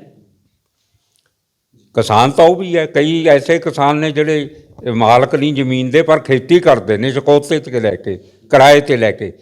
ਉਹਨਾਂ ਨੂੰ ਸਰਕਾਰ ਨੇ ਕੁਛ ਨਹੀਂ ਦਿੱਤਾ, ਨਾ ਪੰਜਾਬ ਦੀ ਸਰਕਾਰ ਨੇ ਦਿੱਤਾ, ਨਾ ਸੈਂਟਰਲ ਦੀ ਨੇ। ਉਹਨਾਂ ਲਈ ਵੀ ਰਾਹਤ ਦੇਣ, ਉਹਦਾ ਵੀ ਇੰਤਜ਼ਾਮ ਕਰਨਾ ਚਾਹੀਦਾ। ਮੈਂ ਰੇਜ਼ ਵੀ ਕੀਤਾ, ਰਾਜ ਸਭਾ 'ਚ ਕਰਦਾ ਰਿਹਾ ਕਿ ਜਿਹੜੇ ਬੇਜ਼ਮੀਨੇ ਨੇ, ਖੇਤ ਮਜ਼ਦੂਰ ਨੇ, ਕਿਸਾਨ ਨੇ, ਚਕੋਤੇ 'ਤੇ ਲੈ ਕੇ, ਕਿਰਾਏ 'ਤੇ ਲੈ ਕੇ ਕਰਦੇ ਨੇ, ਉਹਨਾਂ ਨੂੰ ਕੀ ਦਿੱਤਾ ਹੈ? ਉਹਨਾਂ ਨੂੰ ਤਾਂ ਕੁਛ ਨਹੀਂ, ਕਿਉਂਕਿ ਗਿਰਦਾਵਰੀਆਂ ਮਾਲਕਾਂ ਦੇ ਨਾਂ ਹੁੰਦੀਆਂ, ਉਹ ਤਾਂ ਸਿਰਫ ਕਿਰਾਏ 'ਤੇ ਜ਼ਮੀਨ ਲੈ ਕੇ ਆਪਣੀ ਕਰਦੇ, ਉਹਨਾਂ ਨੂੰ ਕੋਈ ਰਾਹਤ ਨਹੀਂ ਮਿਲੀ। ਇਹ ਮੰਦਭਾਗੀ ਗੱਲ ਹੈ, ਇਹ ਉਹਨਾਂ ਨਾਲ ਬੇਇਨਸਾਫੀ ਹੈ। ਭਾਵੇਂ ਕਿ ਦੇਸ਼ ਦੇ ਪ੍ਰਧਾਨ ਮੰਤਰੀ ਵੱਲੋਂ ਗੁਰਪੁਰਬ ਮੌਕੇ ਖੇਤੀ ਕਾਨੂੰਨਾਂ ਨੂੰ ਰੱਦ ਕਰਨ ਦਾ ਐਲਾਨ ਕੀਤਾ ਗਿਆ, ਪਰੰਤੂ ਇਸ ਦੇ ਬਾਵਜੂਦ ਕਿਸਾਨ ਜਥੇਬੰਦੀਆਂ ਪ੍ਰਧਾਨ ਮੰਤਰੀ ਦੇ ਐਲਾਨ ਦੇ ਨਾਲ ਸਹਿਮਤ ਦਿਖਾਈ ਨਹੀਂ ਦੇ ਰਹੀਆਂ, ਜਿਸ ਦੇ ਚੱਲਦਿਆਂ ਕਿਸਾਨ ਜਥੇਬੰਦੀਆਂ ਵੱਲੋਂ ਲਗਾਤਾਰ ਮੀਟਿੰਗਾਂ ਕਰਕੇ ਦਿੱਲੀ ਵਿੱਚ ਪਹਿਲਾਂ ਤੋਂ ਤੈਅ 26 ਜਨਵਰੀ ਅਤੇ 29 ਜਨਵਰੀ ਨੂੰ ਜਿੱਤੇ ਗਏ ਪ੍ਰੋਗਰਾਮਾਂ ਦੇ ਲਈ ਇਕੱਠ ਕਰਨ ਲਈ ਪੰਜਾਬ ਭਰ ਦੇ ਵਿੱਚ ਮੀਟਿੰਗਾਂ ਕੀਤੀਆਂ ਜਾ ਰਹੀਆਂ ਹਨ। ਰੂਪਨਗਰ ਵਿੱਚ ਅਜਿਹੀ ਮੀਟਿੰਗ ਕੀਤੀ ਗਈ। ਅੱਜ ਅਸੀਂ ਮੀਟਿੰਗ ਜਿਹੜੀ ਸੰਯੁਕਤ ਮੋਰਚੇ ਦੀ ਸਾਨੂੰ ਕਾਲ ਸੀ ਆਪਣਾ ਵੀ 26 ਤਰੀਕ ਤੋਂ ਪਹਿਲਾਂ 21-22 ਤਰੀਕ ਨੂੰ ਵੱਧ ਤੋਂ ਵੱਧ ਮਤਲਬ ਆਪਣਾ ਇਕੱਠ ਵੱਧ ਤੋਂ ਵੱਧ ਮਤਲਬ ਇਕੱਠ ਵਧਾਉਣਾ ਜੀ 26 ਤਰੀਕ ਤੋਂ ਪਹਿਲਾਂ। ਉਸ ਬਾਬਤ ਅਸੀਂ ਇੱਥੇ ਮੀਟਿੰਗ ਰੱਖੀ ਸੀ। ਅਤੇ ਜਿਹੜੀ ਤੁਹਾਡੀ ਦੂਜੀ ਕੁਐਸਚਨ ਹੈ ਵੀ ਜੋ ਪ੍ਰਧਾਨ ਮੰਤਰੀ ਜੀ ਨੇ ਇਹ ਮਾਫੀ ਮੰਗੀ ਹੈ, ਕਾਨੂੰਨ ਵਾਪਸ ਲਏ ਗਏ ਹੈ ਪ੍ਰਧਾਨ ਮੰਤਰੀ ਜੀ ਵੱਲੋਂ, ਸੋ ਉਸ ਉੱਤੇ ਠੀਕ ਹੈ ਉਹਨਾਂ ਨੇ ਲਏ ਹੈ, ਲੇਕਿਨ ਅਜੇ ਵੀ ਪੂਰੀ ਕਾਨੂੰਨੀ ਪ੍ਰਕਿਰਿਆ ਜੋ ਹੋਣੀ ਸੀ ਹਲੇ ਸੈਸ਼ਨ ਦੇ ਨੂੰ ਬੁਲਾ ਕੇ ਉਹ ਰੱਦ ਸੰਸਦ ਦੇ ਵਿੱਚ ਹੋਣੇ, ਅਜੇ ਜਦੋਂ ਤੱਕ ਰੱਦ ਨਹੀਂ ਜੀ ਹੁੰਦੇ ਅਤੇ ਪ੍ਰੋਪਰ ਹੋਰ ਦੂਜੇ ਕਾਨੂੰਨਾਂ ਤੇ ਵਿਚਾਰ ਨਹੀਂ ਹੁੰਦੀ, ਉਹ ਰੱਦ ਨਹੀਂ ਹੁੰਦੇ, ਉਦੋਂ ਤਰੀਕ ਸਾਨੂੰ ਇਹ ਸੰਯੁਕਤ ਮੋਰਚੇ ਵੱਲੋਂ ਹਦਾਇਤਾਂ ਵੀ ਸੰਘਰਸ਼ ਆਪਣਾ ਪੂਰਾ ਜਾਰੀ ਹੈ ਉਸੇ ਵੱਲੋਂ ਉਸੇ ਤਰੀਕੇ ਦੇ ਨਾਲ। ਤੇ ਅਸੀਂ ਅੱਜ ਦੀ ਮੀਟਿੰਗ ਦੇ ਵਿੱਚ ਇਹੀ ਪਾਇਆ ਵੀ ਆਪਣੀ ਵੱਧ ਤੋਂ ਵੱਧ ਗਿਣਤੀ ਜਲਦੀ ਤੋਂ ਜਲਦੀ ਆਪਣਾ ਉੱਥੇ ਕਰੋ। ਜੇ ਕਿਤੇ ਆਪਣੀ ਲਾਗ ਦੇ ਪਿੰਡਾਂ ਦੇ ਵਿੱਚ ਕਿਤੇ ਤੁਹਾਨੂੰ ਘਾਟ ਦਿਖਦੀ ਹੈ, ਉਹਨਾਂ ਪਿੰਡਾਂ ਨੂੰ ਵੀ ਅਵੇਅਰ ਕਰਕੇ, ਉਹਨਾਂ ਵੀਰਾਂ ਨੂੰ ਵੀ ਅਵੇਅਰ ਕਰਕੇ ਵੀ ਆਪਣੀ ਗਿਣਤੀ ਉੱਥੇ ਵੱਧ ਤੋਂ ਵੱਧ ਵਧਾਓ। ਤੋਂ ਬਾਅਦ ਕੀ ਸੰਘਰਸ਼ ਖਤਮ ਹੋ ਗਿਆ ਜਾਂ ਅੱਗੇ ਹੋਰ ਜਾਰੀ ਰਹੂਗਾ? ਦੇਖੋ ਜੀ, ਇਸ ਐਲਾਨ ਤੋਂ ਬਾਅਦ ਤਾਂ ਅਜੇ ਸੰਘਰਸ਼ ਆਪਣਾ ਜਾਰੀ ਰਹਿਣਾ, ਕਿਉਂਕਿ ਅਜੇ ਤੱਕ ਪੂਰਾ ਸਾਡਾ ਜਿਹਨੂੰ ਕਹਿੰਦੇ ਕਾਨੂੰਨੀ ਪ੍ਰਕਿਰਿਆ, ਜੇ ਜਿਸ ਤਰ੍ਹਾਂ ਰਾਸ਼ਟਰਪਤੀ ਦੇ ਸਾਈਨਾਂ ਦੇ ਨਾਲ ਇਹ ਕਾਨੂੰਨ ਲਾਗੂ ਹੋਏ ਸਨ ਸਦਨ ਦੇ ਵਿੱਚ, ਰਾਜ ਸਭਾ ਦੇ ਵਿੱਚ ਪਾਸ ਕਰਾ ਕੇ ਧੱਕੇ ਨਾਲ, ਉਸੇ ਤਰ੍ਹਾਂ ਜਦੋਂ ਸੈਸ਼ਨ ਬੁਲਾ ਕੇ ਸਦਨ ਦੇ ਵਿੱਚ ਇਹ ਰੱਦ ਨਹੀਂ ਜੇ ਹੁੰਦੇ ਉਦੋਂ ਤੀਕ ਤੇ ਜੋ ਵੀ ਸੰਯੁਕਤ ਮੋਰਚੇ ਦਾ ਅੱਗੋਂ ਫੈਸਲਾ ਨਹੀਂ ਜੇ ਆਉਂਦਾ। ਕਿਉਂਕਿ ਸਭ ਤੋਂ ਵੱਡੀ ਗੱਲ ਸੰਯੁਕਤ ਮੋਰਚੇ ਦੀ ਹੈ, ਉਹ ਜਿਹੜੀਆਂ ਜਥੇਬੰਦੀਆਂ ਦੇ ਆਗੂ ਸਾਹਿਬਾਨ ਅੱਜ ਸਾਡੀ ਅਗਵਾਈ ਕਰ ਰਹੇ ਹੈ, ਉਹ ਸਾਨੂੰ ਨਹੀਂ ਕੋਈ ਡਿਸੀਜਨ ਦਿੰਦੇ ਵੀ ਹਾਂ ਸਾਡੀ ਅੱਜ ਸਾਰੀ ਸਮਾਪਤੀ ਹੋ ਚੁੱਕੀ ਹੈ, ਹੁਣ ਤੁਸੀਂ ਆਪਦੇ ਘਰਾਂ ਨੂੰ ਜਾਓ। ਉਦੋਂ ਤੀਕ ਅਸੀਂ ਬਿਲਕੁਲ ਵੀ ਪਿੱਛੇ ਨਹੀਂ ਹਟਣਾ, ਚਾਹੇ ਅੰਦੋਲਨ ਸਾਨੂੰ ਜਿੰਨੀ ਮਰਜ਼ੀ ਦੇਰੋ ਕਰਨਾ। ਜ਼ਿਲ੍ਹਾ ਫਾਜ਼ਿਲਕਾ ਦੇ ਜਲਾਲਾਬਾਦ ਦੇ ਨਜ਼ਦੀਕ ਫਾਜ਼ਿਲਕਾ ਫਿਰੋਜ਼ਪੁਰ ਰੋਡ ਤੇ ਹੋਏ ਭਿਆਨਕ ਸੜਕੀ ਹਾਦਸੇ ਵਿੱਚ ਇੱਕ ਔਰਤ ਦੀ ਮੌਤ ਹੋ ਗਈ। ਮ੍ਰਿਤਕ ਪਰਮਜੀਤ ਕੌਰ ਨਿਵਾਸੀ ਪਿੰਡ ਸ਼ਾਂਗਾ ਰਾਏ ਦੇ ਪਰਿਵਾਰ ਵਾਲਿਆਂ ਨੇ ਇਸ ਬਾਰੇ ਜਾਣਕਾਰੀ ਦਿੰਦਿਆਂ ਦੱਸਿਆ ਕਿ ਸ਼ਨੀਵਾਰ ਸਵੇਰੇ 6:30 ਵਜੇ ਦੇ ਕਰੀਬ ਜਦੋਂ ਆਪਣੇ ਪਿੰਡ ਤੋਂ ਆਪਣੀ ਲੜਕੀ ਨਾਲ ਐਕਟਿਵਾ ਤੇ ਸਵਾਰ ਹੋ ਕੇ ਜਲਾਲਾਬਾਦ ਨੂੰ ਜਾ ਰਹੀ ਸੀ ਤਾਂ ਰਸਤੇ ਵਿੱਚ ਫਿਰੋਜ਼ਪੁਰ ਵੱਲੋਂ ਆ ਰਹੇ ਟਰਾਲੇ ਨੇ ਫੇਟ ਮਾਰ ਦਿੱਤੀ, ਜਿਸ ਦੇ ਬਾਅਦ ਐਕਟਿਵਾ ਦੇ ਪਿਛਲੀ ਸੀਟ ਤੇ ਬੈਠੀ ਔਰਤ ਨੂੰ ਟਰਾਲੇ ਨੇ ਕੁਚਲ ਦਿੱਤਾ ਅਤੇ ਉਸ ਦੀ ਮੌਤ ਹੋ ਗਈ। ਸਾਰੇ ਤੇ ਡੈਥ ਹੋ ਗਈ ਸਾਡੀ ਭੈਣ ਦੀ। ਸਰ ਜੀ ਉਹ ਘੋੜੇ 'ਚ ਵੱਜੇ ਸੀ, ਘੋੜਾ ਮਗਰੂ ਆ ਰਿਹਾ ਸੀ ਰੋਡ ਤੇ ਜੀ, ਉਹ ਆ ਰਿਹਾ ਸੀ ਜਲਾਲਾਬਾਦ ਜੀ ਸੌਦਾ ਪਤਾ ਲੈਣ ਜੀ। ਸਰ ਪਿੱਛੋਂ ਘੋੜੇ ਵਾਲੇ ਨੇ ਫੇਟ ਮਾਰੀ ਜੀ, ਉਹ ਹੈ ਜੀ ਉੱਥੇ ਗੋਲੂ ਕੋ ਤੋਂ ਗਾਂਹ ਹੋਇਆ ਜੀ ਕਿਤੇ ਰੋਡ ਦੇ ਉੱਤੇ। ਹਾਂ ਇਹ ਹੋਇਆ ਜੀ 6:30 ਵਜੇ ਹੈਗਾ ਸੀ 7 ਤੋਂ ਪਹਿਲਾਂ। ਤੇ ਜਿਨ੍ਹਾਂ ਦੀ ਡੈਥ ਹੋਈ ਉਹ ਕਿੱਥੇ ਰਹਿਣ ਵਾਲੇ ਸੀ? ਸਾਂਗਾ ਪਿੰਡ ਜੀ। ਕੀ ਨਾਮ ਸੀ ਉਹਨਾਂ ਦਾ? ਪਰਮਜੀਤ ਜੀ। ਉਹਦੇ ਸਰ ਕਿੰਨੇ ਜਣੇ ਸਨ? ਸਰ ਦੋਵੇਂ ਮਾਵਾਂ ਧੀ ਹੈਗੇ ਸੀ, ਕੋਈ ਨਹੀਂ ਮਾਂ, ਤਿੰਨੇ ਮਾਂ ਪੁੱਤਰ ਹੈਗੇ ਸੀ, ਗੁੜੀਆ ਹੈਗੀ, ਇੱਕ ਮੁੰਡਾ ਹੈਗਾ ਜੀ, ਇੱਕ ਉਹਨਾਂ ਦੀ ਮਾਤਾ ਮੰਮੀ ਹੈਗੀ। ਤੇ ਸਾਡਾ ਪ੍ਰਾਹੁਣਾ ਪਹਿਲਾਂ ਗੁਜ਼ਰਿਆ ਹੋਇਆ ਸੀ ਸਾਡੇ ਦੂਜਾ ਸਾਹਿਬ। ਹਾਂਜੀ ਉਹ ਪਹਿਲਾਂ ਉਹਨਾਂ ਡੈਥ ਹੋ ਗਈ ਸੀ ਜੀ, ਲੈਟ ਲੁੱਟ ਲੱਗੀ ਸੀ ਜੀ ਖੇਤ ਤੋਂ, ਉਹ ਪਹਿਲਾਂ ਮੁੱਕੇ ਹੋਇਆ ਜੀ। ਹੁਣ ਅੱਜ ਇਹਨਾਂ ਦਾ ਵਾਕਿਆ ਹੋ ਗਿਆ ਜੀ। ਇੱਕ ਦੀ 15 ਕੁ ਸਾਲ ਹੈਗੀ ਜੀ ਤੇ 13-14 ਸਾਲ ਨਹੀਂ ਹੈਗਾ ਜੀ ਇਸਤੇਮਾਲ ਕਰਨ ਵਾਲਾ, ਇਕੱਲੇ ਦੋਨੇ ਬੱਚੇ ਰਹੇ ਜੀ। ਪਰ ਇਨਸਾਫ ਚਾਹੀਦਾ ਜੀ ਬਸ ਹੁਣ ਬੱਚਿਆਂ ਵਾਸਤੇ ਇਨਸਾਫ ਚਾਹੀਦਾ ਜੀ ਬਸ। ਹਾਂਜੀ ਹੋਰ ਬਸ ਕੋਈ ਕਾਰਵਾਈ ਨਹੀਂ ਕਰ ਸਕਦੀ। ਨਵਜੋਤ ਸਿੰਘ ਸਿੱਧੂ ਪਾਕਿਸਤਾਨ ਤੋਂ ਵਾਪਸ ਆਉਣ ਤੋਂ ਬਾਅਦ ਮੀਡੀਆ ਨਾਲ ਗੱਲ ਕਰਦੇ ਹੋਏ ਕਿਹਾ ਕਿ ਸਾਨੂੰ ਸਾਰੇ ਮੰਦਿਰ ਖੋਲ੍ਹ ਦੇਣੇ ਚਾਹੀਦੇ ਹਨ, ਸਭ ਧਰਮਾਂ ਦੇ ਲੋਕਾਂ ਨੂੰ ਇੱਕ ਦੂਜੇ ਦੇ ਧਾਰਮਿਕ ਸਥਾਨਾਂ ਤੇ ਜਾਣਾ ਚਾਹੀਦਾ ਹੈ, ਵਪਾਰ ਵੀ ਖੁੱਲ੍ਹਣੇ ਚਾਹੀਦੇ ਹਨ ਜਿਸ ਨਾਲ ਦੋਨਾਂ ਪੰਜਾਬਾਂ ਨੂੰ ਮੁਨਾਫਾ ਹੋਵੇਗਾ। ਸਾਡੇ ਪ੍ਰਾਈਮ ਮਿਨਿਸਟਰ ਸਾਹਿਬ ਨਰਿੰਦਰ ਮੋਦੀ ਜੀ ਔਰ ਉਧਰਲੇ ਪਾਸੇ ਇਮਰਾਨ ਖਾਨ ਸਾਹਿਬ, ਇਹ ਦੋਵਾਂ ਦੇ ਐਫਰਟਸ ਦੇ ਨਾਲ ਅੱਜ ਫੇਰ 12 ਕਰੋੜ ਨਾਨਕ ਨਾਮ ਲੇਵਾ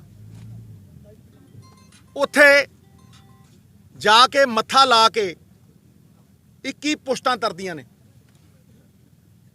ਇੱਕ ਸਕਾਰਾਤਮਕ ਊਰਜਾ ਆਪਣੇ ਚਾਨਣ ਮਨਾਰੇ ਤੋਂ ਸੇਧ ਲੈ ਕੇ ਆਉਂਦੇ ਆ ਔਰ ਸੇਧ ਆਪਸੀ ਭਾਈਚਾਰੇ ਦੀ ਹੈ, ਅਮਨ ਅਮਾਨ ਦੀ ਹੈ। ਮੈਂ ਪਿਛਲੀ ਵਾਰ ਵੀ ਜਦੋਂ ਗਿਆ ਸੀ, ਲੋਕ ਛੋਟੀਆਂ ਜਿਹੀਆਂ ਗੱਲਾਂ ਚੱਕ ਲੈਂਦੇ ਆ, ਛੱਪੜਾਂ ਦੀਆਂ ਗੱਲਾਂ ਕਰਦੇ ਆ, ਟੋਭਿਆਂ ਦੀਆਂ ਗੱਲਾਂ ਕਰਦੇ ਆ, ਖੂਹਾਂ ਦੀਆਂ ਗੱਲਾਂ ਕਰਦੇ, ਸਮੁੰਦਰ ਦੀ ਗੱਲ ਨਹੀਂ ਕਰਦੇ। ਮੈਂ ਸਮੁੰਦਰ ਦੀ ਗੱਲ ਕਰਦਾ, ਮੈਂ ਉਹ ਗੱਲ ਕਰਦਾ ਜਿਹੜੀ ਨਾ ਸਿਰਫ 3 ਕਰੋੜ ਪੰਜਾਬੀਆਂ ਦੀ ਜ਼ਿੰਦਗੀ ਬਦਲ ਸਕੇ ਬਲਕਿ ਲੋਕਾਂ ਨੂੰ ਖੁਸ਼ਹਾਲ ਕਰ ਸਕੇ, ਇਕਨੋਮਿਕ ਪ੍ਰੋਸਪੈਰਿਟੀ ਲਿਆ ਸਕੇ, ਇੱਜ਼ਤ ਦੀ ਰੋਟੀ ਦੇ ਸਕੇ, ਇੱਕ ਨੂੰ ਨਹੀਂ ਕਈਆਂ ਨੂੰ। ਔਰ ਮੈਂ ਉਸ ਗੱਲ ਨੂੰ ਅੱਜ ਅੱਗੇ ਵਧਾਉਣ ਲੱਗਿਆ। ਸ਼ਾਇਰ ਹਾਂ, ਕੁਝ ਲਿਖਦਾ, ਔਰ ਜਦੋਂ ਲਿਖਦਾ ਤੇ ਚੀਜ਼ ਮਾਇਨੇ ਵਾਲੀ ਹੁੰਦੀ ਹੈ। ਪੌਣੀ ਸਦੀ ਪਹਿਲਾਂ ਵਿਹੜੇ ਵਿੱਚ ਕੱਢ ਲਈਆਂ ਕੰਧਾਂ, 75 ਸਾਲ। ਪੌਣੀ ਸਦੀ ਪਹਿਲਾਂ ਵਿਹੜੇ ਵਿੱਚ ਕੱਢ ਲਈਆਂ ਕੰਧਾਂ, ਚਲੋ ਕੱਢ ਲਈਆਂ, ਹੁਣ ਕੀ ਸਲਾਹਾਂ ਜਾਂ ਮੈਂ ਨਿੰਦਾ। ਚਲੋ ਕੱਢ ਲਈਆਂ, ਹੁਣ ਕੀ ਸਲਾਹਾਂ ਜਾਂ ਮੈਂ ਨਿੰਦਾ। ਪਰ ਇੱਕ ਗੱਲ ਆਖਣੀ ਜ਼ਰੂਰ ਚਾਹੁੰਦਾ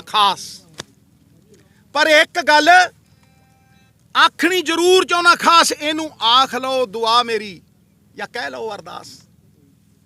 ਉਹ ਗੱਲ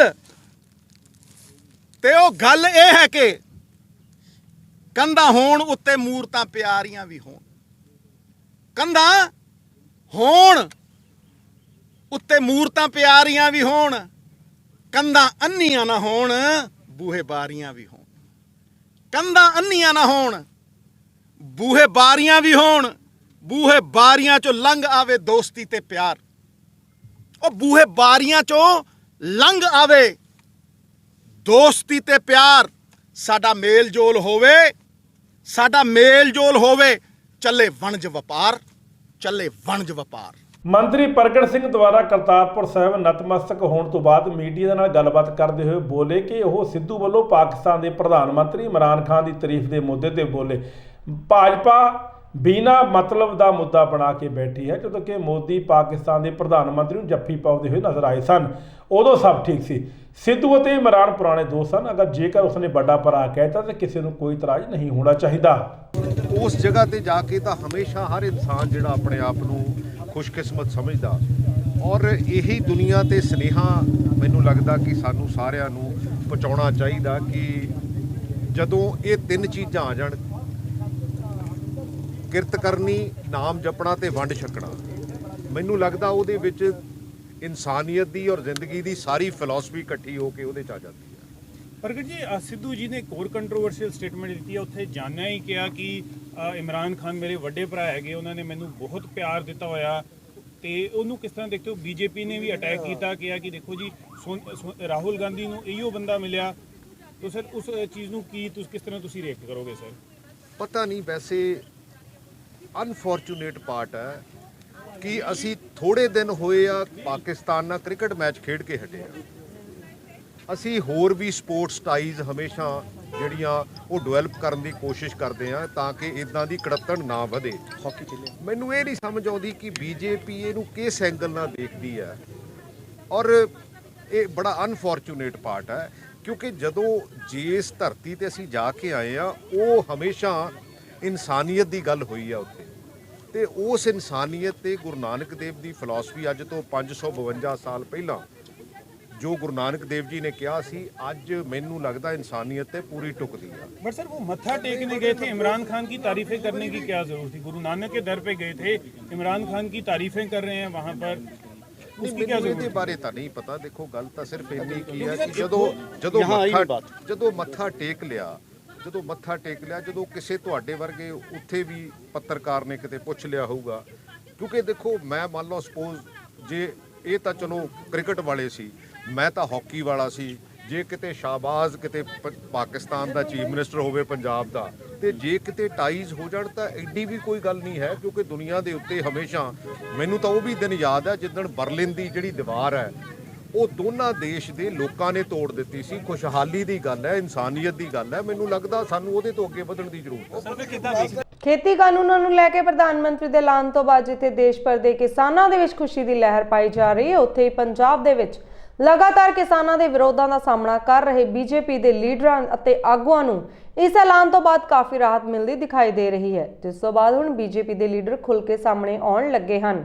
ਇਸ ਦੇ ਚੱਲਦਿਆਂ ਰੂਪਨਗਰ ਦੇ ਵਿੱਚ ਇੱਕ ਬੀਜੇਪੀ ਲੀਡਰ ਵੱਲੋਂ ਕੇਂਦਰ ਵੱਲੋਂ ਚਲਾਈ ਈ-ਸ਼ਰਮ ਸਕੀਮ ਦੇ ਤਹਿਤ ਰੂਪਨਗਰ ਬਾਜ਼ਾਰ ਦੇ ਵਿੱਚ ਛੋਟੇ ਗਰੀਬ ਮਜ਼ਦੂਰਾਂ ਦੇ 2 ਲੱਖ ਦੇ ਬੀਮੇ ਦੇ ਫਾਰਮ ਭਰੇ ਗਏ।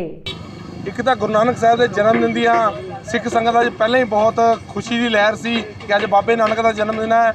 ਉੱਤੋਂ ਸਾਰੀ ਸੰਗਤ ਨੂੰ, ਸਾਰੇ ਆਵਾਮ ਨੂੰ, ਪੂਰੇ ਪੰਜਾਬ ਕੇ ਪੂਰੇ ਦੇਸ਼ ਨੂੰ ਅੱਜ ਖੁਸ਼ੀ ਦੀ ਲਹਿਰ ਡਬਲ ਹੋ ਚੁੱਕੀ ਹੈ ਕਿ ਅੱਜ ਜੋ ਤਿੰਨੇ ਕਾਲੇ ਕਾਨੂੰਨਾਂ ਦੀ ਲੜਾਈ ਲੜ ਰਹੇ ਸੀ ਕਿਸਾਨ, ਜੋ 1 ਸਾਲ ਤੋਂ ਉੱਪਰ ਹੋ ਚੁੱਕਿਆ ਸੀ, ਬਾਰਡਰਾਂ ਦੇ ਜਾ ਕੇ ਬੈਠੇ ਸਨ, ਉਹਨਾਂ ਦੇ ਮਨਾਂ 'ਚ ਅੱਜ ਖੁਸ਼ੀ ਇੰਨੀ ਹੈ ਕਿ 3 ਕਾਲੇ ਕਾਨੂੰਨਾਂ ਦੀ ਜੋ ਅੱਜ ਕਿਸਾਨਾਂ ਦੀ ਜਿੱਤ ਹੋਈ ਹੈ, ਡਬਲ ਖੁਸ਼ੀ ਹੈ।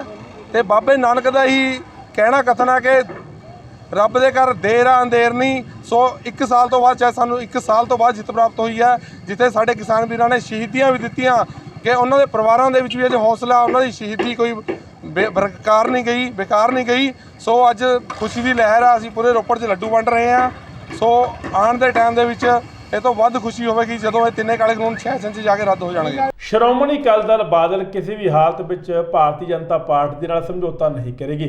ਪ੍ਰਕਾਸ਼ ਸਿੰਘ ਬਾਦਲ ਨੇ ਉਸ ਸਮੇਂ ਭਾਜਪਾ ਨਾਲ ਸਿਆਸੀ ਨਾਤਾ ਤੋੜਿਆ ਸੀ ਜਦੋਂ ਦੇਸ਼ ਭਰ ਵਿੱਚ ਭਾਜਪਾ ਦੀ ਇੱਕ ਵੀ ਸੀਟ ਨਹੀਂ ਸੀ। ਪੰਜਾਬ ਅੰਦਰ ਭਾਈਚਾਰਕ ਸਾਂਝ ਨੂੰ ਮਜ਼ਬੂਤ ਕਰਨ ਲਈ ਗੱਠਜੋੜ ਕੀਤਾ ਗਿਆ ਸੀ, ਪਰੰਤੂ ਜਦੋਂ ਖੇਤੀ ਕਾਨੂੰਨਾਂ ਸੰਬੰਧੀ ਭਾਜਪਾ ਨੇ ਆਪਣੀ ਹੀ ਭਾਈਵਾਲੀ ਪਾਰਟੀ ਦੀ ਗੱਲ ਨਹੀਂ ਸੁਣੀ ਤਾਂ ਅਕਾਲੀ ਦਲ ਨੂੰ ਨਾਤਾ ਤੋੜਨਾ ਪਿਆ। ਹੁਣ ਦੁਬਾਰਾ ਗੱਠਜੋੜ ਕਰਨ ਦਾ ਸਵਾਲ ਹੀ ਪੈਦਾ ਨਹੀਂ ਹੁੰਦਾ। ਇਹ ਕਹਿਣਾ ਸੀ ਅਕਾਲੀ ਦਲ ਵਪਾਰ ਤੇ ਉਦਯੋਗ ਮੰਡਲ ਪ੍ਰਧਾਨ ਜੀਰਕਪੁਰ ਦੇ ਅਕਾਲੀ ਦਲ ਦੇ ਵਿਧਾਇਕ NK ਸ਼ਰਮਾ ਦਾ। ਸ਼ਰਮਾ ਖੰਨਾ ਦੇ ਵਪਾਰੀਆਂ ਦੀਆਂ ਮੁਸ਼ਕਲਾਂ ਸੁਣਨ ਦੇ ਲਈ ਆਏ ਹੋਏ ਸਨ। ਤਕਰੀਬਨ 40 ਹਲਕਿਆਂ 'ਚ ਜਾ ਚੁੱਕੇ ਹਾਂ। 40 ਹਲਕੇ ਤੁਸੀਂ ਆਹ ਦੇਖੋ, ਅੱਜ ਗੋਬਿੰਦਗੜ੍ਹ ਤੇ ਖੰਨਾ ਮੈਂ ਆਇਆ। ਗੋਬਿੰਦਗੜ੍ਹ ਪੂਰੇ ਪੰਜਾਬ ਦਾ ਜਿਹੜਾ ਇੰਡਸਟਰੀ ਹੱਬ ਸੀਗਾ ਸਰੀਏ ਦਾ, ਜਿੱਥੇ ਸਭ ਤੋਂ ਵੱਧ ਲੋਹੇ ਦਾ ਕੰਮ ਹੁੰਦਾ ਸੀ, ਤਬਾਹ ਹੋ ਗਿਆ। ਆ ਖੰਨਾ ਏਸ਼ੀਆ ਦੀ ਸਭ ਤੋਂ ਵੱਡੀ ਮੰਡੀ ਆ। ਅੱਜ ਆੜਤੀ ਪਿੱਟ ਰਹੇ ਆ, ਹਰੇਕ ਜਗ੍ਹਾ ਸਰਕਾਰ ਲੁੱਟ ਰਹੀ ਹੈ। ਇੱਥੇ ਜੇ ਟਰਾਂਸਪੋਰਟ ਦੇ ਠੇਕੇ ਲੈਣੇ ਆ ਨਾ, ਉਹ ਵੀ ਤੁਸੀਂ ਦੇਖੋ 193% ਅਬਵ, ਉਹ ਵੀ ਵਿਧਾਇਕ ਆਪਣੇ ਨਾਵਾਂ ਤੇ ਆਪਣੇ ਬੇਨਾਮੀਆਂ ਨਾਵਾਂ ਤੇ ਕਰਵਾ ਕੇ ਆਪ ਠੱਗੀਆਂ ਮਾਰ ਰਹੇ। 5 ਸਾਲਾਂ 'ਚ ਸਰਕਾਰ ਨੇ ਲੁੱਟਿਆ, ਕੋਈ ਵਿਜ਼ਨ ਇਹ ਸਰਕਾਰ ਨਹੀਂ ਪੇਸ਼ ਕਰ ਸਕੀ। ਇੰਡਸਟਰੀ ਫਰੈਂਡਲੀ ਮਾਹੌਲ ਜਿਹੜਾ ਪੰਜਾਬ 'ਚ ਆਪਾਂ ਕ੍ਰੀਏਟ ਕਰਿਆ ਤਾਂ ਅੱਜ ਖਤਮ ਹੋ ਗਿਆ। ਤੁਸੀਂ ਦੇਖੋ best infrastructure state Shiromani Akali Dal ਨੇ ਪੰਜਾਬ 'ਚ ਬਣਾਈ ਸੀਗੀ। ਅੱਜ 5 ਸਾਲਾਂ 'ਚ 1 ਗਜ ਸੜਕ ਨਾ, ਕੋਈ ਨੈਸ਼ਨਲ ਹਾਈਵੇ ਨਹੀਂ ਬਣਿਆ, ਕੋਈ 에ਅਰਪੋਰਟ ਨਹੀਂ ਬਣਿਆ, ਕੋਈ ਐਡਮਿਨਿਸਟ੍ਰੇਟਿਵ ਰਿਫਾਰਮਸ ਨਹੀਂ ਲਾਗੂ ਕਰੇ। ਅਸੀਂ ਸਾਰੇ ਮਹਿਕਮੇ ਆਨਲਾਈਨ ਕਰੇ ਸੀਗੇ, 2731 ਸੁਵਿਧਾ ਕੇਂਦਰ ਖੋਲ੍ਹੇ ਤੇ ਸਾਰੇ ਬੰਦ ਕਰਤੇ। ਅਸੀਂ ਸੇਲ ਟੈਕਸ ਮਹਿਕਮਾ ਪੇਪਰਲੈਸ ਕਰਤਾ ਸੀਗਾ। ਟੋਟਲ ਮਹਿਕਮੇ ਕੰਪਿਊਟਰਾਈਜ਼ ਕਰਕੇ ਸਾਰੀਆਂ ਸਰਵਿਸਾਂ ਹਰ ਰੈਜ਼ੀਡੈਂਟ ਦੇ ਡੋਰ ਤੇ ਅਸੀਂ ਫ੍ਰੀ ਦੇਣੀਆਂ ਸੀਗੀ, ਬੰਦ ਹੋ ਗਈ। ਇਨਵੈਸਟਮੈਂਟ ਪ੍ਰਮੋਸ਼ਨ ਡਿਪਾਰਟਮੈਂਟ ਜਿਹੜਾ ਸਰ 31 IAS ਅਫਸਰਾਂ ਦੀ ਪਾਵਰ ਇੱਕ ਸੈਕਟਰੀ ਨੂੰ ਦੇ ਦਿੱਤੀ। 45 ਦਿਨਾਂ 'ਚ ਪ੍ਰੋਜੈਕਟ ਅਪਰੂਵ ਹੁੰਦੇ ਸੀਗੇ। ਈਜ਼ ਟੂ ਡੂ ਬਿਜ਼ਨਸ 'ਚ ਨੰਬਰ 1 ਤੇ ਪੰਜਾਬ ਸੀਗਾ, ਅੱਜ 20ਵੇਂ ਨੰਬਰ ਤੇ ਆ ਗਿਆ। ਮਤਲਬ ਇੰਡਸਟਰੀ ਵਾਲਾ ਮਾਹੌਲ ਜਿਹੜਾ ਇਹਨਾਂ ਨੇ ਖਤਮ ਕਰ ਦਿਆ। 에ਅਰਪੋਰਟ ਨਵਾਂ ਨਹੀਂ ਬਣਿਆ। ਅਸੀਂ ਐਰੋ ਸਿਟੀ 1600 ਏਕੜ ਦੀ ਬਣਾਈ, IT ਸਿਟੀ ਬਣਾਈ, ਮੈਡੀ ਸਿਟੀ ਬਣਾਈ, ਫਿਰ ਸਾਈਕਲ ਵੈਲੀ ਬਣਾਈ, 4000 ਏਕੜ ਦੇ ਅਸੀਂ ਫੋਕਲ ਪੁਆਇੰਟ ਬਣਾਏ। ਆ 5 ਸਾਲਾਂ 'ਚ 1 ਗੱਜ ਜਗ੍ਹਾ ਵੀ ਕਿਸੇ ਫੋਕਲ ਪੁਆਇੰਟ ਵਾਸਤੇ ਅਲਾਟ ਜਿਹੜੀ ਇਹਨਾਂ ਨੇ ਅਕਵਾਇਰ ਨਹੀਂ ਕਰੀ। ਜਿਹੜੀ ਅਕਵਾਇਰਡ ਲੈਂਡ ਇਨਫਰਾਸਟ੍ਰਕਚਰ ਕ੍ਰੀਏਟਡ ਲੈਂਡ, ਉਹਨਾਂ 'ਚ ਵੀ 1 ਏਕੜ ਜ਼ਮੀਨ ਇਹਨਾਂ ਨੇ ਕਿਸੇ ਨਵੀਂ ਇੰਡਸਟਰੀ ਨੂੰ ਜਿਹੜੀ ਨਹੀਂ ਦੇਈ। ਤੁਸੀਂ ਦੇਖੋ ਅਸੀਂ ਆਈਸਰ ਲਿਆਏ, ਨਾਈਪਰ ਲਿਆਏ, ਟਾਟਾ ਕੈਂਸਰ ਹਸਪਤਾਲ ਲਿਆਏ, ITC ਲਿਆਏ, ਨੈਰੋਲੈਕ ਲਿਆਏ, ਐਟਲਸ ਲਿਆਏ, ਕਿੰਨੀਆਂ ਕੰਪਨੀਆਂ ਅਸੀਂ ਲੈ ਕੇ ਆਏ ਪੰਜਾਬ 'ਚ, ਇੱਕ ਵੀ ਨਹੀਂ ਆਈ। 5 ਸਾਲਾਂ 'ਚ ਬਰਬਾਦ ਕਰ ਦਿਆ ਪੰਜਾਬ ਦੀ ਇਕਨੋਮੀ, ਤਬਾਹ ਹੋ ਗਈ। ਸਾਡੇ ਟਾਈਮ ਤੇ GDP ਟੂ ਡੈਟ ਰੇਸ਼ੋ 3.28 ਸੀਗਾ, ਅੱਜ 3.41 ਹੈਗਾ। ਆਏ ਦਿਨ ਲੁੱਟ ਦੀਆਂ ਵਾਰਦਾਤਾਂ ਸਾਹਮਣੇ ਆ ਰਹੀਆਂ। ਤਾਜ਼ਾ ਮਾਮਲਾ ਜਲੰਧਰ ਕਪੂਰਥਲਾ ਮਾਰਗ ਦਾ ਹੈ, ਜਿੱਥੇ ਗੋਲੀਆਂ ਚਲਾ ਕੇ ਕਾਰ ਨੂੰ ਖੋਇਆ ਗਿਆ ਤੇ ਗੋਲੀ ਲੱਗਣ ਨਾਲ ਕਾਰ ਚਾਲਕ ਦੀ ਮੌਤ ਹੋ ਗਈ। ਸੂਤਰਾਂ ਮੁਤਾਬਿਕ ਹਮਲਾਵਰਾਂ ਨੇ 3 ਗੋਲੀਆਂ ਚਲਾਈਆਂ, ਜਿਨ੍ਹਾਂ 'ਚੋਂ 2 ਗੋਲੀਆਂ ਬਲਵਿੰਦਰ ਸਿੰਘ ਠੇਕੇਦਾਰ ਨੂੰ ਲੱਗੀਆਂ। ਬਹਰਹਾਲ ਮ੍ਰਿਤਕ ਦੇ ਭਰਾ ਦੇ ਬਿਆਨਾਂ ਦੇ ਆਧਾਰ ਤੇ 3 ਦੋਸ਼ੀਆਂ ਖਿਲਾਫ ਮਾਮਲਾ ਦਰਜ ਕਰ ਭਾਲ ਸ਼ੁਰੂ ਕਰ ਦਿੱਤੀ ਹੈ। ਇਤਵਾਰ ਜੀ, ਤੁਹਾਡੇ ਬੱਚੇ ਨੂੰ ਜਿਹੜਾ ਹਮਲਾਵਰ ਜਿਹੜੇ ਗੋਲੀ ਆ ਮਾਰ ਕੇ ਉਹਨਾਂ ਦੀ ਵੱਡੀ ਲੈ ਰਹੇ ਸੋ ਜੇ। ਹਾਂਜੀ, ਸਾਡੇ ਗੱਡੀ ਲੈ ਕੇ ਖੋ ਕੇ ਜੀ ਮਾਰ ਕੇ। ਪੁਲਿਸ ਦੇ ਉੱਚ ਅਧਿਕਾਰੀਆਂ ਤੋਂ ਕੀ ਤੁਹਾਨੂੰ ਮੰਨ ਚ ਇਨਸਾਫ ਦੀ ਕਿਸ ਤਰ੍ਹਾਂ ਹੀ ਮੰਨ ਰੱਖਦੇ ਹੋ? ਪੁਲਿਸ ਦੇ ਉੱਚ ਅਧਿਕਾਰੀਆਂ ਤੋਂ ਕਿਸ ਤਰ੍ਹਾਂ ਹੀ ਮੰਨ ਰੱਖਦੇ ਆ? ਗੱਲ ਹੈ ਜੀ, ਮੰਗ ਇਹੋ ਹੀ ਆ। ਤੁਸੀਂ ਕੀ ਰੱਖਦੇ? ਆਪਾਂ ਮੰਗ ਜੇ ਫੜ ਕੇ ਤੇ ਅਸੀਂ ਨੇ ਸਰਕਾਰ ਉਹਨਾਂ ਨੂੰ ਬੜੇ ਸਾਡਾ ਮਾਜਬਾ ਦੇਵੇ। ਉਹਨਾਂ ਨੇ ਕਿਹੜੇ ਬੱਚੇ ਉਹਦੇ ਕੀ ਕਰਨਗੇ? ਕੀ ਕਰਨਗੇ ਉਹ? ਸਰਕਾਰ ਤੋਂ ਮੰਗ ਇਹੋ ਹੀ ਆ ਵੀ ਉਹਨਾਂ ਨੂੰ ਫੜ ਕੇ ਤੇ ਸਾਡਾ ਅਸੀਂ ਤਾਂ ਉਹਨਾਂ ਨੂੰ ਫਾਂਸੀ ਦੇ ਦੇਵੇ। ਤੇ ਇਹਦਾ ਛੋਟੇ ਛੋਟੇ ਬੱਚੇ ਆ ਪਾਲਣ ਵਿਚਾਰੇ ਦੇ, ਛੋਟੇ ਛੋਟੇ ਨਿੱਕੇ ਨਿੱਕੇ ਬੱਚੇ ਰਹਿ ਗਏ। ਇਹਨਾਂ ਨੂੰ ਗੌਰਮੈਂਟ ਕੋਈ ਮਾਜਬਾ ਦੇਵੇ ਹੁਣ। ਬਹੁਤ ਧੱਕਾ ਹੋਇਆ, ਬਹੁਤ ਜ਼ਿਆਦਾ ਧੱਕਾ। ਐਡਾ ਬੰਦਾ ਬੀਬਾ ਜੰਮਦਾ ਨਹੀਂ ਜਿੰਨਾ ਉਹ ਬੀਬਾ ਮੁੰਡਾ ਹੈ। ਸੱਭਿਆਚਾਰਕ ਅਤੇ ਸਮਾਜ ਭਲਾਈ ਕਲੱਬ ਇਲਾਕਾ ਘਾੜ ਵੱਲੋਂ ਤਪਸਥਾਨ ਗੁਰਦੁਆਰਾ ਬੀਬੀ ਮੁਮਤਾਜ਼ ਜੀ ਪਿੰਡ ਬੜੀ ਵਿਖੇ ਜ਼ਿਲ੍ਹਾ ਪੱਧਰੀ ਸਨਮਾਨ ਸਮਾਰੋਹ ਕਰਵਾਇਆ ਗਿਆ, ਜਿਸ ਵਿੱਚ ਸਾਬਕਾ ਵਿਧਾਇਕ ਭਾਗ ਸਿੰਘ, ਚੇਅਰਮੈਨ ਅਨੁਸੂਚਿਤ ਜਾਤੀ ਵਿੱਤ ਤੇ ਭੌਂ ਵਿਕਾਸ ਕਾਰਪੋਰੇਸ਼ਨ ਪੰਜਾਬ, ਜੈਲਦਾਰ ਸਤਵਿੰਦਰ ਸਿੰਘ ਚੈੜੀਆਂ, ਚੇਅਰਮੈਨ PRTC ਪੰਜਾਬ ਵੱਲੋਂ ਵੱਖ-ਵੱਖ ਸ਼ਖਸੀਅਤਾਂ ਦਾ ਸਨਮਾਨ ਕੀਤਾ ਗਿਆ। ਅੱਜ ਅਸੀਂ ਬੜੇ ਧੰਨਵਾਦੀ ਹਾਂ ਸੁਖਵਿੰਦਰ ਸਿੰਘ ਜੀ ਘਾੜ ਇਲਾਕੇ ਦੇ, ਜਿਹੜੇ ਕਿ ਪ੍ਰਧਾਨ ਨੇ, ਜੋ ਹਰ ਸਾਲ ਸ਼ਖਸੀਅਤਾਂ ਜਿਹੜੀਆਂ ਕੋਈ ਕਿਸੇ ਨਾ ਕਿਸੇ ਹਿੱਸੇ ਵਿੱਚ ਨਿਮਾਣਾ ਖੜਦੀਆਂ, ਉਹਨਾਂ ਦਾ ਹਰ ਸਾਲ ਇਹ ਸਨਮਾਨ ਕਰਦੇ ਨੇ। ਤੇ ਅੱਜ ਵਿਸ਼ੇਸ਼ ਤੌਰ ਤੇ ਇਹਨਾਂ ਨੇ ਜੋ ਬੀਬੀ ਮੁਮਤਾਜ਼ ਜੀ ਦਾ ਅਸਥਾਨ ਹੈ, ਬੜਾ ਹੀ ਪਵਿੱਤਰ ਸਥਾਨ ਹੈ, ਇੱਥੇ ਪ੍ਰੋਗਰਾਮ ਰੱਖਿਆ। ਸਵੇਰੇ ਸੁਖਮਨੀ ਸਾਹਿਬ ਜੀ ਦੇ ਪਾਠ ਦੇ ਭੋਗ ਪਾਏ ਗਏ ਤੇ ਉਪਰੰਤ ਅਰਦਾਸ ਹੋ ਕੇ ਸਾਰੇ ਨਤਮਸਤਕ ਹੋਏ ਨੇ। ਤੇ ਪੂਰੇ ਇਲਾਕੇ ਦੀ ਚੜ੍ਹਦੀ ਕਲਾ ਲਈ ਸਭ ਨੇ ਅਰਦਾਸ ਕੀਤੀ ਹੈ ਕਿ ਇਸੇ ਤਰ੍ਹਾਂ ਇਲਾਕਾ ਚੜ੍ਹਦੀ ਕਲਾ 'ਚ ਰਹੇ। ਚੈੜੀਆ ਸਾਹਿਬ, ਜਿਹੜੀ ਜ਼ਿੰਮੇਵਾਰੀ ਸੌਂਪੀ ਹੈ ਤੁਹਾਨੂੰ PRTC ਦੀ, ਉਹਦੇ 'ਚ ਕਿਹੜੀਆਂ ਤੁਸੀਂ ਹੁਣ ਤੱਕ ਜਿਹੜੀਆਂ ਕਮੀਆਂ ਜਾਂ ਮੁਲਾਜ਼ਮ ਹੜਤਾਲ 'ਤੇ ਚੱਲ ਰਹੇ, ਕਿਵੇਂ ਦੇਖਦੇ ਉਹਨਾਂ ਨੂੰ ਤੇ ਕਿਵੇਂ ਨਜਿੱਠਿਆ ਜਾਵੇ ਉਹਨਾਂ ਨਾਲ? ਤੇ ਜਦੋਂ ਦਾ ਮੇਰੇ ਕੋਲ ਚਾਰਜ ਆਇਆ ਤੇ ਕੱਲ੍ਹ ਨੂੰ ਤਾਜਪੋਸ਼ੀ ਹੋਣ ਜਾ ਰਹੀ ਹੈ, ਤੇ ਕੱਲ ਵੀ ਮੈਂ ਚੰਡੀਗੜ੍ਹ ਜਿਹੜਾ ਸਾਡਾ PRTC ਦਾ ਉੱਥੇ ਹੈਗਾ ਦਫ਼ਤਰ ਤੇ ਸਾਰਾ ਉਹ ਚੈੱਕ ਕਰਕੇ ਆਇਆ ਤੇ ਉੱਥੇ 125 ਬੱਸ ਜਿਹੜੀ ਉੱਥੇ ਖੜੀ ਸੀ ਤੇ 9 ਬੱਸਾਂ ਉੱਥੇ ਮੈਨੂੰ ਜੋ ਉਹਨਾਂ ਨੇ ਕਿਹਾ ਕਿ ਇਹਨਾਂ ਤੇ ਸਿਰਫ 50-50 ਹਜ਼ਾਰ ਰੁਪਇਆ ਲੱਗਣਾ ਤੇ ਚੱਲਦੀ ਹਾਲਤ ਦੇ ਵਿੱਚ ਹੋ ਜਾਣੀਆਂ ਤੇ ਮੈਂ ਉਹ ਬਹੁਤ ਜਲਦੀ ਉਹਨਾਂ ਨੂੰ ਚਾਲੂ ਕਰਾਵਾਂਗਾ। ਤੇ ਥੋੜ੍ਹੇ ਜਿਹੇ ਮਕੈਨਿਕ ਉੱਥੇ ਘੱਟ ਸੀ, ਇਲੈਕਟ੍ਰੀਸ਼ੀਅਨ ਦਾ ਇੱਕੇ ਮਕੈਨਿਕ ਹੈ ਤੇ ਹੋਰ ਜਿਹੜੀਆਂ ਮਕੈਨਿਕ ਹੈ ਉੱਥੇ ਥੋੜ੍ਹੀ ਕਮੀ ਹੈ ਤੇ 840 ਬੱਸਾਂ ਸਾਡੀਆਂ ਨਵੀਆਂ ਆ ਰਹੀਆਂ ਤੇ ਰੂਟ ਜਿਹੜੇ ਇੱਧਰ ਨੂੰ ਬੰਦ ਹੈ, ਇੱਕ ਪਰਖਾਲੀ ਨੂੰ ਚੱਲਣਾ ਹੈ, ਨੂਰਪੁਰ ਬੇਦੀ ਨੂੰ ਚੱਲਣਾ, ਅਸੀਂ ਸਾਰੀਆਂ ਲਿਸਟਾਂ ਬਣਾ ਰਹੇ ਹਾਂ, ਉਹ ਰੂਟ ਚਲਾਵਾਂਗੇ। ਤੇ ਤੁਹਾਨੂੰ ਪਤਾ ਹੈ ਕਿ ਪਿਛਲੇ ਸਮੇਂ ਦੇ ਵਿੱਚ ਜਿਸ ਤਰ੍ਹਾਂ ਪਿਛਲੀਆਂ ਸਰਕਾਰਾਂ ਨੇ ਜੋ ਟਰਾਂਸਪੋਰਟ ਮਾਫੀਆ ਇੱਕ ਸਰਗਰਮ ਸੀ, ਉਸ ਮਾਫੀਏ ਨੂੰ ਹਟਾ ਕੇ ਹੁਣ ਸਾਡੀਆਂ ਜਿਹੜੀਆਂ ਸਰਕਾਰੀ ਬੱਸਾਂ ਉਹ ਚੱਲ ਰਹੀਆਂ ਤੇ ਪੂਰੀ ਮੁਨਾਫੇ ਦੇ ਵਿੱਚ 1 ਕਰੋੜ ਰੁਪਇਆ ਰੋਜ਼ ਇਹ ਵਾਧੇ ਦੇ ਵਿੱਚ ਜਾ ਰਹੀਆਂ, ਆਮਦਨ ਦੇ ਵਿੱਚ ਜਾ ਰਹੀਆਂ। ਅਸੀਂ ਆਉਣ ਵਾਲੇ ਸਮੇਂ ਦੇ ਵਿੱਚ ਹੋਰ ਅਦਾਰੇ ਨੂੰ ਮਜ਼ਬੂਤ ਕਰਾਂਗੇ ਤੇ ਹੋਰ ਨੌਕਰੀਆਂ ਨਵੀਆਂ ਲਿਆਵਾਂਗੇ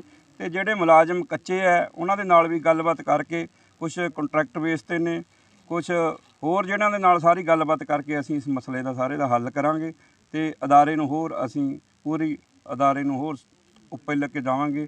ਤੇ ਸਾਡੀ ਤਾਂ ਇਹੀ ਕਾਮਨਾ ਕਿ ਅਸੀਂ ਸਾਡੇ ਟਰਾਂਸਪੋਰਟ ਮੰਤਰੀ ਸਰਦਾਰ ਅਮਰਿੰਦਰ ਸਿੰਘ ਜੀ ਰਾਜਾ ਵੜਿੰਗ ਸਾਹਿਬ ਤੇ ਚਰਨਜੀਤ ਚੰਨੀ ਸਾਹਿਬ ਤੇ ਪੂਰੀ ਹਾਈ ਕਮਾਂਡ ਦਾ ਬਹੁਤ ਬਹੁਤ ਧੰਨਵਾਦ ਕਰਦੇ ਹਾਂ ਜਿਨ੍ਹਾਂ ਨੇ ਸਾਨੂੰ ਜ਼ਿੰਮੇਵਾਰੀ ਸੌਂਪੀ ਹੈ।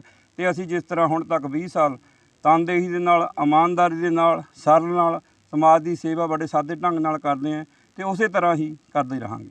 ਸ਼ਿਵ ਸੈਨਾ ਪੰਜਾਬ ਦੇ ਪ੍ਰਧਾਨ ਸੰਜੀਵ ਕਨੋਲੀ ਨੇ ਦੱਸਿਆ ਕਿ ਉਹਨਾਂ ਦੇ ਜ਼ਿਲ੍ਹਾ ਪ੍ਰਧਾਨ ਸਚਿਨ ਨੂੰ ਬੰਬ ਨਾਲ ਉਡਾਉਣ ਦੀ ਧਮਕੀ ਮਿਲੀ ਹੈ ਤੇ ਇਹ ਧਮਕੀ ਭਰੀ ਕਾਲ ਵਿਦੇਸ਼ ਤੋਂ ਆਈ ਸੀ ਤੇ ਧਮਕੀ ਦੇਣ ਵਾਲੇ ਨੇ 1 ਹਫ਼ਤੇ ਦਾ ਸਮਾਂ ਵੀ ਦਿੱਤਾ ਹੈ।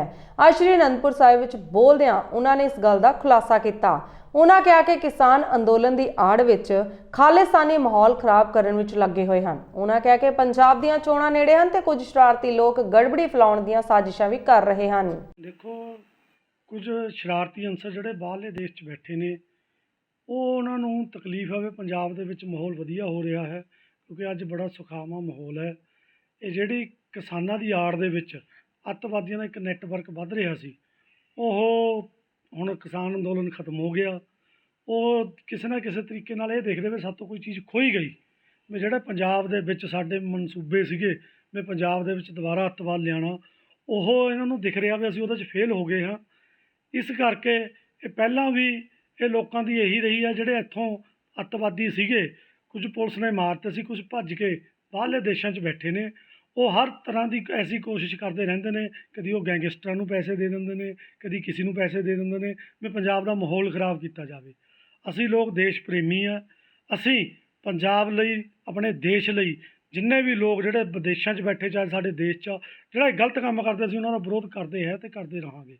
ਅਜਿਹੀਆਂ ਗਲਤ ਧਮਕੀਆਂ ਤੋਂ ਨਾ ਤਾਂ ਅਸੀਂ ਡਰੇ ਹਾਂ ਨਾ ਡਰਾਂਗੇ। ਅੱਜ ਤੋਂ ਨਹੀਂ, ਸਾਨੂੰ ਬੜੇ ਪੁਰਾਣੇ ਚਿਰ ਤੋਂ ਇਹ ਲੋਕ ਮਾਰਨ ਦੀਆਂ, ਬੰਬ ਨਾਲ ਲੜਾਉਣ ਦੀਆਂ। ਹੁਣ ਜਿਹੜਾ ਸਾਨੂੰ ਫੋਨ ਆਇਆ ਹੈ ਸਵੇਰੇ 5:45 ਵਜੇ ਦੇ ਕਰੀਬ ਇਹਨਾਂ ਨੇ ਫੋਨ ਕੀਤਾ, ਪਹਿਲਾਂ ਮੈਂ ਚੱਕਿਆ ਨਹੀਂ, ਫਿਰ 6:45 ਵਜੇ ਆਇਆ। ਇਹਨਾਂ ਨੇ ਕਹਿੰਦੇ ਹਾਂ ਬਈ ਤੁਸੀਂ ਕੀ ਸੋਚਦੇ ਆ ਵੀ ਸਾਡੀ ਐਕਟੀਵਿਟੀ ਖਤਮ ਹੋ ਗਈ, ਤੁਹਾਡੇ ਸਾਰੇ ਐਡਰੈਸ ਸਾਡੇ ਕੋਲ ਪਹੁੰਚ ਗਏ ਨੇ, ਤੈਨੂੰ ਤੇ ਤੇਰੇ ਸੰਜੀਵ ਘਨੌਲੀ ਤੇ ਸਚਿਨ ਘਨੌਲੀ ਨੂੰ ਅਸੀਂ ਬੰਬ ਨਾਲ ਹਫ਼ਤੇ ਦੇ ਵਿੱਚ ਉਡਾ ਦੇਵਾਂਗੇ, ਫਿਰ ਦੇਖਦੇ ਆ ਵੀ ਤੁਹਾਨੂੰ ਪਿੱਛੇ ਕੌਣ ਬੋਲਦਾ ਹੈ ਤੇ ਪੰਜਾਬ ਦਾ ਕੌਣ ਕਰਦਾ। ਅਸੀਂ ਐਕਸੈਪਟ ਕਰਦੇ ਹਾਂ ਵੀ ਆਓ, ਅਸੀਂ ਲੜਨ ਨੂੰ ਬਥੇਰੇ ਆ ਇਹਨਾਂ ਵਾਸਤੇ। ਪੰਜਾਬ ਦਾ ਵਧੀਆ ਮਾਹੌਲ ਹੈ, ਅਜਿਹੇ ਲੋਕਾਂ ਤੋਂ ਨਾ ਅਸੀਂ ਡਰੇ ਨਾ ਡਰਾਂਗੇ। 2022 ਦੇ ਇਲੈਕਸ਼ਨ ਆ ਰਹੇ, ਕਿਤੇ ਸਟੰਟ ਤਾਂ ਨਹੀਂ? ਦੇਖੋ, ਬਾਹਰ ਵਾਲਿਆਂ ਨੂੰ ਇਹੀ ਤਕਲੀਫ ਹੈ, ਜਿਹੜੇ ਜਿੱਦਾਂ ਪਾਕਿਸਤਾਨ ISI ਹੋਇਆ, ਖਾਲਿਸਤਾਨ ਲਈ ਸਪੋਰਟਸ ਹੋਇਆ, ਇਹਨਾਂ ਦਾ ਮਤਲਬ ਹੈ ਵੀ ਪੰਜਾਬ ਦੇ ਵਿੱਚ ਕਿਸੇ ਨਾ ਕਿਸੇ ਤਰ੍ਹਾਂ ਮਾਹੌਲ ਖਰਾਬ ਕੀਤਾ ਜਾਵੇ। ਸਾਡੇ ਬੜੇ ਪੀਸਫੁਲ ਇਲੈਕਸ਼ਨ ਆ ਰਹੇ ਨੇ, ਉਹਦੇ ਵਿੱਚ ਇਹ ਲੋਕ ਕੋਸ਼ਿਸ਼ ਕਰਨਗੇ, ਪਰ ਸਾਡੀ ਸਰਕਾਰ ਤੇ ਅਸੀਂ ਪੂਰੇ ਤਿਆਰ ਹਾਂ। ਅਸੀਂ ਜਿਹੜੇ ਪੰਜਾਬ ਦੇ ਵਿੱਚ ਬੜੇ ਸ਼ਾਂਤੀਪੂਰਵਕ ਜਿੱਦਾਂ ਸਰਕਾਰ ਚਾਹੇਗੀ ਉੱਦਾਂ ਇਲੈਕਸ਼ਨ ਕਰਾਵਾਂਗੇ ਤੇ ਆਪਣੇ ਹਿੰਦੂਤਵ ਦੀ ਸਰਕਾਰ ਲਿਆਵਾਂਗੇ। ਅੱਜ ਸਰਨਾ ਭਰਾ ਅੰਮ੍ਰਿਤਸਰ ਵਿੱਚ ਆਏ, ਜਿੱਥੇ ਉਹਨਾਂ ਨੇ ਸ਼੍ਰੀ ਕਰਤਾਰਪੁਰ ਸਾਹਿਬ ਲਾਂਘੇ ਖੋਲ੍ਹਣ ਤੇ ਕੇਂਦਰ ਸਰਕਾਰ ਦਾ ਧੰਨਵਾਦ ਕੀਤਾ। ਉਹਨਾਂ ਕਿਹਾ ਕਿ ਉਹ ਜਥਾ ਲੈ ਕੇ ਸ਼੍ਰੀ ਕਰਤਾਰਪੁਰ ਸਾਹਿਬ ਗਏ ਸਨ, ਜਿੱਥੇ ਉਹਨਾਂ ਦਾ ਭਰਵਾਂ ਸਵਾਗਤ ਕੀਤਾ ਗਿਆ। ਉਹਨਾਂ ਕਿਹਾ ਕਿ ਕੇਂਦਰ ਸਰਕਾਰ ਸ਼ਰਧਾਲੂਆਂ ਨੂੰ ਦਰਸ਼ਨ ਕਰਨ ਦੀ ਆਜ਼ਾਦੀ ਦੇਵੇ ਤਾਂ ਜੋ ਲੋਕੀ ਵੱਧ ਤੋਂ ਵੱਧ ਦਰਸ਼ਨ ਕਰ ਸਕਣ। ਉਹਨਾਂ ਕਿਸਾਨੀ ਬਿੱਲਾਂ ਨੂੰ ਲੈ ਕੇ ਬੋਲਦਿਆਂ ਕਿਹਾ ਕਿ ਮੋਦੀ ਸਰਕਾਰ ਬੇਸ਼ੱਕ ਫੈਸਲਾ ਲੇਟ ਕੀਤਾ ਹੈ, ਪਰ ਫੈਸਲਾ ਸ਼ਲਾਘਾਯੋਗ ਹੈ। ਸਾਨੂੰ ਕੋਈ ਕਹਿਣਗੇ, ਅਸੀਂ ਆਪਣੇ ਤਾਲੁਕਾਤ ਦੇਖਦੇ ਹੋਏ ਵੀ ਅਸੀਂ ਇਹਨੂੰ ਬੇਨਤੀ ਕਰ ਸਕਦੇ ਹਾਂ ਵੀ ਇਹ ਜਿਹੜੇ ਹੈਗੇ ਨੇ ਇਹ ਜਥਾ, ਇਹਨਾਂ ਨੂੰ ਪਰਮਾਨੈਂਟ ਤੌਰ 'ਤੇ ਅਲੱਗ-ਅਲੱਗ ਜਥਿਆਂ ਨੂੰ ਵੱਖ-ਵੱਖ ਤਰੀਕਾਂ ਦੇ ਵੀਜ਼ੇ ਜਿਹੜੇ ਦਿੱਤੇ ਜਾਣ।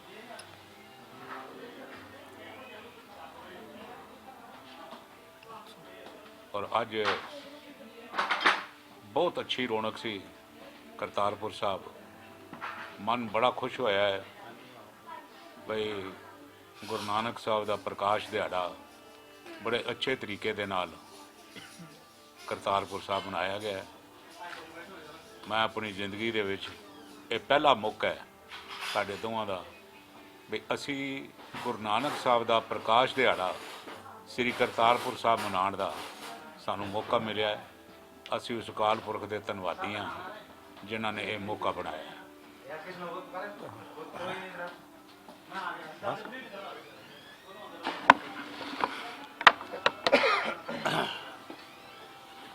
देखो गल हैगी जी कि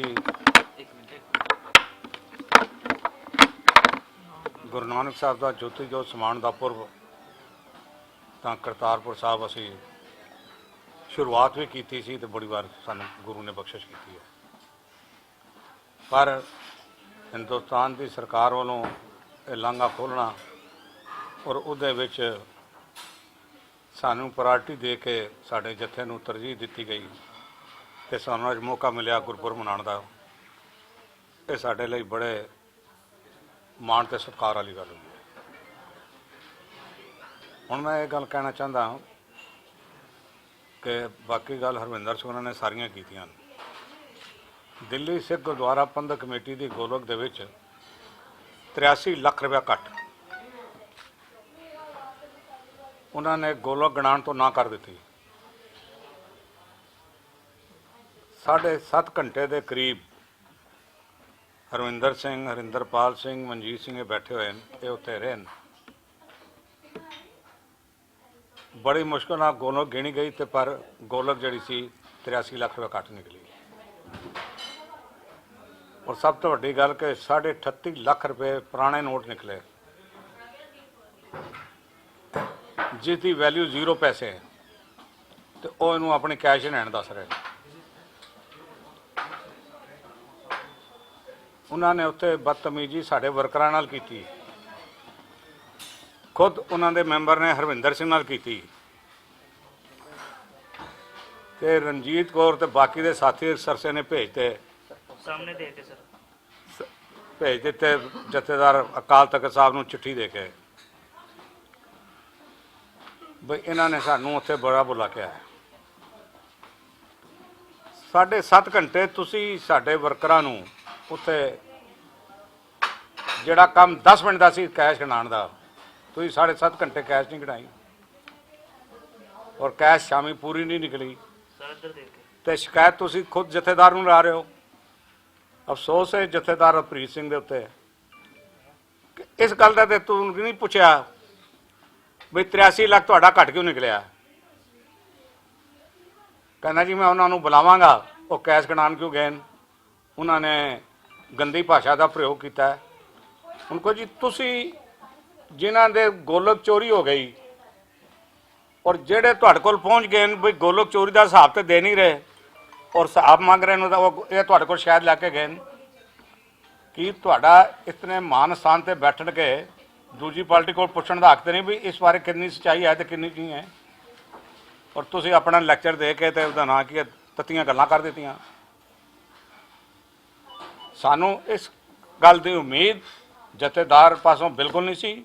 असें जथेदार साहब की जिहड़ी बाइट दी उहदी सख्त निंदा करदे हां। ਲੰਬੇ ਸਮੇਂ ਤੋਂ ਚੱਲ ਰਹੇ ਖੇਤੀ ਕਾਨੂੰਨਾਂ ਦੇ ਖਿਲਾਫ ਸੰਘਰਸ਼ ਨੂੰ ਲੈ ਕੇ ਕੱਲ ਨਰਿੰਦਰ ਮੋਦੀ ਵੱਲੋਂ ਕੀਤੇ ਗਏ ਖੇਤੀ ਕਾਨੂੰਨ ਰੱਦ ਕਰਨ ਦੇ ਐਲਾਨ ਨੂੰ ਲੈ ਕੇ ਖੁਸ਼ੀ ਪੂਰੇ ਭਾਰਤ ਵਿੱਚ ਦੇਖਣ ਨੂੰ ਮਿਲ ਰਹੀ ਹੈ। ਉੱਥੇ ਹੀ ਅੱਜ ਆੜਤੀਆਂ ਐਸੋਸੀਏਸ਼ਨ ਵੱਲੋਂ ਮਾਨਸਾ ਦੇ 12 ਹੱਟਾ ਚੌਂਕ ਵਿੱਚ ਇਕੱਤਰ ਹੋ ਕੇ ਲੱਡੂ ਵੰਡ ਕੇ ਖੁਸ਼ੀ ਮਨਾਈ। ਉਹਨਾਂ ਕਿਹਾ ਕਿ ਖੇਤੀ ਕਾਨੂੰਨ ਰੱਦ ਤੋਂ ਉਦੋਂ ਮੰਨੇ ਜਾਣਗੇ ਜਦੋਂ ਤੱਕ ਇਹਨਾਂ ਨੂੰ ਪਾਰਲੀਮੈਂਟ ਸੈਸ਼ਨ ਬੁਲਾ ਕੇ ਕਾਨੂੰਨੀ ਤੌਰ ਤੇ ਰੱਦ ਨਹੀਂ ਕੀਤਾ ਜਾਂਦਾ। ਅੱਜ ਤਾਂ ਜੀ ਕੱਲ ਜਿਹੜੇ 3 ਖੇਤੀ ਕਾਲੇ ਕਾਨੂੰਨ ਵਾਪਸ ਲਏ ਨੇ ਉਹਦੇ ਸਬੰਧ ਦੇ ਵਿੱਚ ਅਸੀਂ ਅੱਜ ਆੜਤੀ ਐਸੋਸੀਏਸ਼ਨ ਮਾਨਸਾ ਵੱਲੋਂ ਲੱਡੂ ਵੰਡੇ ਨੇ ਕਿਉਂਕਿ ਜਿਹੜਾ ਇਹ ਅੰਦੋਲਨ ਸੀ ਜੋ ਚੱਲ ਰਿਹਾ ਹੁਣ ਵੀ ਚੱਲ ਰਿਹਾ ਖੈਰ 29 ਤਰੀਕ ਨੂੰ ਜਦੋਂ ਜਿੰਨੀ ਦੇਰ ਪਾਰਲੀਮੈਂਟ ਦੇ ਵਿੱਚ ਕਾਨੂੰਨੀ ਅਮਲੀ ਜਾਮਾ ਨਹੀਂ ਪਹਿਨਾਇਆ ਜਾਂਦਾ ਉਨੀ ਦੇਰ ਤਾਂ ਅਸੀਂ ਮਤਲਬ ਜਿਸ ਤਰ੍ਹਾਂ ਕਿਸਾਨ ਜਥੇਬੰਦੀਆਂ ਨੇ ਕਿਹਾ ਵੀ ਸੰਘਰਸ਼ ਚੱਲੂਗਾ ਤੇ ਅਸੀਂ ਵੀ ਇਸ ਜਿਹੜਾ ਸੰਘਰਸ਼ ਦਾ ਇੱਕ ਹਿੱਸਾ ਸੀ। ਸਾਡੀ ਐਸੋਸੀਏਸ਼ਨ ਵੀ ਹਿੱਸਾ ਰਹੀ ਹੈ ਕਿਉਂਕਿ ਕਿਸਾਨ ਦਾ ਆੜਤੀਏ ਦਾ ਮਜ਼ਦੂਰ ਦਾ ਜਿਹੜਾ ਹੈਗਾ 9 ਮਾਸ ਦਾ ਰਿਸ਼ਤਾ ਹੈ ਉਹ ਸਾਡਾ ਰਿਸ਼ਤਾ ਜਿਹੜਾ ਸਰਕਾਰਾਂ ਤੋੜਨਾ ਚਾਹੁੰਦੀਆਂ ਸੀ ਤੇ ਲੇਕਿਨ ਅਸੀਂ ਸਾਰਿਆਂ ਨੇ ਰਲ ਕੇ ਜਿਹੜੀ ਇਹ ਲੜਾਈ ਲੜੀ ਹੈ। ਮੈਂ ਕਿਸਾਨ ਜਥੇਬੰਦੀਆਂ ਨੂੰ ਵੀ ਬਹੁਤ ਮੁਬਾਰਕਬਾਦ ਦਿੰਦਾ ਹਾਂ ਜਿਹੜੀ ਇਹ ਲੜਾਈ ਲੜ ਕੇ ਪੰਜਾਬੀਆਂ ਵਾਸਤੇ ਇੱਕ ਜਿੱਤ ਪ੍ਰਾਪਤ ਕੀਤੀ ਹੈ। ਅਸੀਂ ਸਾਰਿਆਂ ਦਾ ਧੰਨਵਾਦ ਕਰਦੇ ਹਾਂ ਤੇ ਸਭ ਨੂੰ ਵਧਾਈਆਂ ਦਿੰਦੇ ਹਾਂ। ਅਸੀਂ ਜਿੱਥੇ ਕਿਸਾਨ ਜਥੇਬੰਦੀਆਂ ਨੂੰ ਅਸੀਂ ਵਧਾਈ ਦਿੰਦੇ ਆ, ਉੱਥੇ ਮੈਂ ਕਹਿਣਾ ਕਿ ਹੰਕਾਰ ਦੀ ਹਾਰ ਹੋਈ ਹੈ। ਕੇਂਦਰ ਦੀ ਮੋਦੀ ਸਰਕਾਰ ਦੀ ਹਾਰ ਹੋਈ ਹੈ, ਕਿਸਾਨਾਂ ਦੀ ਜਿੱਤ ਹੋਈ ਹੈ। ਜਿੱਥੇ ਕਿਸਾਨਾਂ ਦੀ ਜਿੱਤ ਹੋਈ ਹੈ ਉਹਦੇ ਨਾਲ ਜਿਹੜਾ ਕਿਸਾਨ ਤੇ ਆੜਤੀ ਦਾ ਮਜ਼ਦੂਰ ਦਾ ਆਪਸ ਵਿੱਚ 9 ਮਾਸ ਦਾ ਰਿਸ਼ਤਾ ਹੈ ਇਹ ਹੋਰ ਮਜ਼ਬੂਤ ਹੋਇਆ ਹੈ। ਮੋਗਾ ਨੇਚਰ ਪਾਰਕ ਵਿੱਚ ਭਾਰਤੀ ਕਿਸਾਨ ਯੂਨੀਅਨ ਕਾਦੀਆਂ ਦੀ ਇੱਕ ਮੀਟਿੰਗ ਕੀਤੀ ਗਈ। ਇਸ ਮੌਕੇ ਚੰਨੂਵਾਲਾ ਨੇ ਮੀਟਿੰਗ ਨੂੰ ਸੰਬੋਧਨ ਕਰਦਿਆਂ ਕਿਹਾ ਕਿ 3 ਖੇਤੀ ਕਾਲੇ ਕਾਨੂੰਨੀ ਇਲਾਕੇ ਵਾਪਸ ਲੈਣ ਦਾ ਗੁਜ਼ਾਰਾ ਨਹੀਂ ਹੋਣਾ। ਮੂੰਹ ਤੋਂ ਕਹੀ ਗੱਲ ਹੋਰ ਹੁੰਦੀ ਹੈ ਅਤੇ ਲਿਖਤੀ ਗੱਲ ਹੋਰ ਹੁੰਦੀ ਹੈ। ਜਥੇਬੰਦੀ ਹਮੇਸ਼ਾ ਲਿਖਤੀ ਪ੍ਰੂਫ ਮੰਨਦੀ ਹੈ। ਸਾਡਾ ਅੰਦੋਲਨ ਲਗਾਤਾਰ ਜਾਰੀ ਰਹੇਗਾ ਜਦੋਂ ਤੱਕ ਇਹ ਲਿਖਤੀ ਰੂਪ ਵਿੱਚ ਕਾਲੇ ਕਾਨੂੰਨ ਰੱਦ ਨਹੀਂ ਹੁੰਦੇ, MSP ਯਕੀਨੀ ਨਹੀਂ ਬਣਾਈ ਜਾਂਦੀ ਅਤੇ ਬਿਜਲੀ ਰੈਗੂਲੇਟਰੀ 2020 ਰੱਦ ਨਹੀਂ ਕੀਤਾ ਜਾਂਦਾ, ਉਦੋਂ ਤੱਕ ਇਹ ਸੰਘਰਸ਼ ਜਾਰੀ ਰਹੇਗਾ। ਅੱਜ ਦੀ ਸਪੈਸ਼ਲ ਮੀਟਿੰਗ ਇਸ ਵਾਸਤੇ ਰੱਖੀ ਗਈ ਹੈ, ਪ੍ਰਧਾਨ ਮੰਤਰੀ ਮੋਦੀ ਨੇ 3 ਕਾਲੇ ਕਾਨੂੰਨ ਵਾਪਸ ਕਰਨ ਦਾ ਅਹਿਦ ਲਿਆ, ਪਰ ਅਸੀਂ ਉਹਨਾਂ ਕਾਨੂੰਨਾਂ ਤੋਂ ਕੋਈ ਇਤਬਾਰ ਨਹੀਂ ਕਰਦੇ ਪ੍ਰਧਾਨ ਮੰਤਰੀ ਤੇ ਵੀ ਉਹ ਕਾਨੂੰਨ ਵਾਪਸ ਹੋਣਗੇ ਨਾ ਹੋਣਗੇ। ਕੀ ਪਤਾ ਚੋਣ ਜੁਮਲਾ ਹੋਵੇ, ਕਿਉਂਕਿ ਪਹਿਲਾਂ ਵੀ ਪ੍ਰਧਾਨ ਮੰਤਰੀ ਨੇ ਸਾਡੇ ਨਾਲ ਇੱਕ ਇਕਰਾਰ ਕੀਤਾ ਸੀਗਾ ਹਰ ਖਾਤੇ 'ਚ 15 ਲੱਖ ਰੁਪਈਆ ਆਊਗਾ, ਪਰ ਉਦੋਂ ਇਹ ਕਿਹਾ ਗਿਆ ਸੀਗਾ ਇਹਦਾ ਇੱਕ ਚੋਣ ਜੁਮਲਾ ਸੀ। ਸਾਨੂੰ ਤਰਕ ਵਾਲੀ ਗੱਲ ਇਹ ਨਾ ਵੀ ਕੱਲ੍ਹ ਨੂੰ ਇਹ ਕਹਿੰਦੇ ਇਹ ਵੀ ਤਾਂ ਚੋਣ ਜੁਮਲਾ। ਇਸ ਵਾਸਤੇ ਜਿੰਨਾ ਚਿਰ ਸੰਸਦ ਦੇ ਵਿੱਚ ਪਾਸ ਹੋ ਕੇ ਇਹ ਮਤਲਬ ਕਾਨੂੰਨ ਵਾਪਸ ਨਹੀਂ ਕੀਤੇ ਜਾਏ ਉਹਨਾਂ ਚਿਰ ਸਾਡਾ ਸੰਘਰਸ਼ ਜਾਰੀ ਰਹੂਗਾ। ਦੂਸਰੀ ਗੱਲ ਇਹ ਆ ਵੀ ਜਿੰਨਾ ਚਿਰ MSP ਦਾ ਸਹੀ ਰੇਟ ਸੰਸਦ ਦੇ ਵਿੱਚ ਪਾਸ ਨਹੀਂ ਹੁੰਦਾ, ਸਹੀ ਨਹੀਂ ਵਧਿਆ ਜਾਂਦਾ, ਉਹਨਾਂ ਚਿਰ ਸਾਡਾ ਸੰਘਰਸ਼ ਜਾਰੀ ਰਹੂਗਾ। ਤੇ 26 ਤਰੀਕ ਨੂੰ ਦਿੱਲੀ ਜਾਣ ਵਾਸਤੇ ਕਿਸ ਤਰ੍ਹਾਂ ਤਿਆਰੀਆਂ ਜੀ? ਸਾਡੀਆਂ ਅਸੀਂ 25 ਤਰੀਕ ਨੂੰ ਜਾਵਾਂਗੇ, 26 ਤਰੀਕ ਨੂੰ ਟਿਕਰੀ ਬਾਰਡਰ ਤੇ ਸਾਡੀ ਮੀਟਿੰਗ ਹੈ ਸਾਰੇ 6 ਜ਼ਿਲ੍ਹਿਆਂ ਦੀ, ਬਾਕੀ ਦੇ 2 ਜ਼ਿਲ੍ਹਿਆਂ ਦੀ ਉੱਥੇ ਮੀਟਿੰਗ ਹੈਗੀ ਹੈ ਸਿੰਘੂ ਬਾਰਡਰ ਤੇ। ਗੁਲਜ਼ਾਰ ਜੀ, ਲੱਗਦਾ ਨਹੀਂ ਕਿ ਮੋਦੀ ਸਰਕਾਰ ਨੇ ਜਿਹੜੇ 3 ਕਾਲੇ ਕਾਨੂੰਨ ਵਾਪਸ ਲੈਣ ਨੂੰ ਬਹੁਤ ਸਮਾਂ ਲੈ ਲਿਆ? 700 ਦੇ ਕਰੀਬ ਜਿਹੜੇ ਕਿਸਾਨ ਵੀ ਸ਼ਹੀਦ ਹੋ ਗਏ। ਉਹਦੇ ਵਿੱਚ ਕਈ ਕਾਰਨ ਸੀਗੇ। ਮੋਦੀ ਸਾਹਿਬ ਨੂੰ ਲੱਗਦਾ ਹੈਗਾ ਵੀ ਮੈਂ ਦੁਨੀਆ ਦਾ ਮਾਲਕ ਬਣ ਗਿਆ, ਪਰ ਉਹ ਨਹੀਂ, ਮਗਰ ਉਹਨੂੰ ਪਤਾ ਲੱਗਾ ਮੈਂ ਤਾਂ ਕਸੂਤਾ ਫਸ ਗਿਆ, ਇਸ ਵਾਸਤੇ ਉਹਨੂੰ ਵਾਪਸ ਲੈਣੇ ਪਏ। ਕਹਿੰਦੇ ਹਨ ਕਿ ਮਾਵਾਂ ਠੰਡੀਆਂ ਛਾਵਾਂ ਹੁੰਦੀਆਂ, ਪਰ ਗੁਰਦਾਸਪੁਰ ਦੇ ਪਿੰਡ ਚਾਵਾਂ ਵਿੱਚ ਇੱਕ ਮਾਂ ਦਰ ਦੀਆਂ ਠੋਕਰਾਂ ਖਾਣ ਲਈ ਮਜਬੂਰ ਹੈ। ਇਸ ਮਾਂ ਦੀ ਸਾਰ ਨਾ ਤਾਂ ਵਿਦੇਸ਼ ਵਿੱਚ ਰਹਿੰਦੇ ਪੁੱਤਰਾਂ ਨੇ ਲਈ ਹੈ ਅਤੇ ਨਾ ਹੀ ਪੰਜਾਬ ਦੀ ਚੰਨੀ ਸਰਕਾਰ ਨੇ। ਪਤੀ ਦੀ ਮੌਤ ਤੋਂ ਬਾਅਦ ਧੀਆਂ ਪੁੱਤਰਾਂ ਨੇ ਇਸ ਮਾਂ ਨੂੰ ਜਿਉਣ ਲਈ ਇਕੱਲਿਆਂ ਛੱਡ ਦਿੱਤਾ ਹੈ, ਜੋ ਅੱਜ ਘਰ ਮੰਗ ਕੇ ਅਤੇ ਸਮਾਜਿਕ ਸੰਸਥਾਵਾਂ ਦੀ ਮਦਦ ਨਾਲ ਆਪਣਾ ਗੁਜ਼ਾਰਾ ਕਰ ਰਹੀ ਹੈ ਅਤੇ ਇਹ ਬਜ਼ੁਰਗ ਮਾਤਾ ਐਲਿਸ ਦਰ ਦੀਆਂ ਠੋਕਰਾਂ ਖਾਣ ਨੂੰ ਮਜਬੂਰ ਹੈ, ਪਰ ਅੱਜ ਵੀ ਆਪਣੇ ਪੁੱਤਰਾਂ ਨੂੰ ਮਾੜਾ ਨਹੀਂ ਕਹਿੰਦੀ। ਮਾਤਾ ਨੇ ਆਪਣੇ ਪੁੱਤਰਾਂ ਨੂੰ ਗੁਹਾਰ ਲਗਾਈ ਹੈ ਕਿ ਉਸ ਦਾ ਹਾਲ ਵੇਖਣ ਉਹ ਜ਼ਰੂਰ ਵਾਪਸ ਆਉਣ। ਧੀਆਂ ਪੁੱਤ ਦਿਹਾੜੀ ਤਾਂ ਪਏ ਕਰਦੇ ਨੇ ਪੁੱਤ। ਕਿੱਥੇ? ਦੁਬਈ 'ਚ ਵਿਦੇਸ਼ ਗਏ ਨੇ? ਹਾਂਜੀ, ਪੈਸੇ ਭੇਜੂ ਲੋਕਾਂ ਕੋਲ। ਹਾਂਜੀ, ਫਿਰ ਉਹ ਘੱਲਦੇ ਰਹਿੰਦੇ ਤੇ ਅਸੀਂ ਉਹ ਲੋਕਾਂ ਨੂੰ ਦੇ ਦਿੰਦੇ ਰਹੇ। 1,000 ਰੁਪਈਆ ਦਿੰਦੇ ਨੇ ਤੇ ਹੁਣ ਉਹ ਵੀ ਦਿੱਤੇ 2 ਮਹੀਨੇ 3 ਹੋ ਚਲੇ ਨੇ। ਤਨੇ ਵੇ ਮੁੰਡਾ ਦੱਸ ਕੇ ਤੇ ਗਿਆ ਤੈਨੂੰ ਵੀ ਆਟਾ ਦਾਣਾ ਦੇ ਦੀ ਤੇ ਕਦੀ ਮਾਤਾ ਨੂੰ ਪਿਆ ਵੀ ਦੇ ਦੀ ਤੇ ਜਦੋਂ ਹੋਵੇ।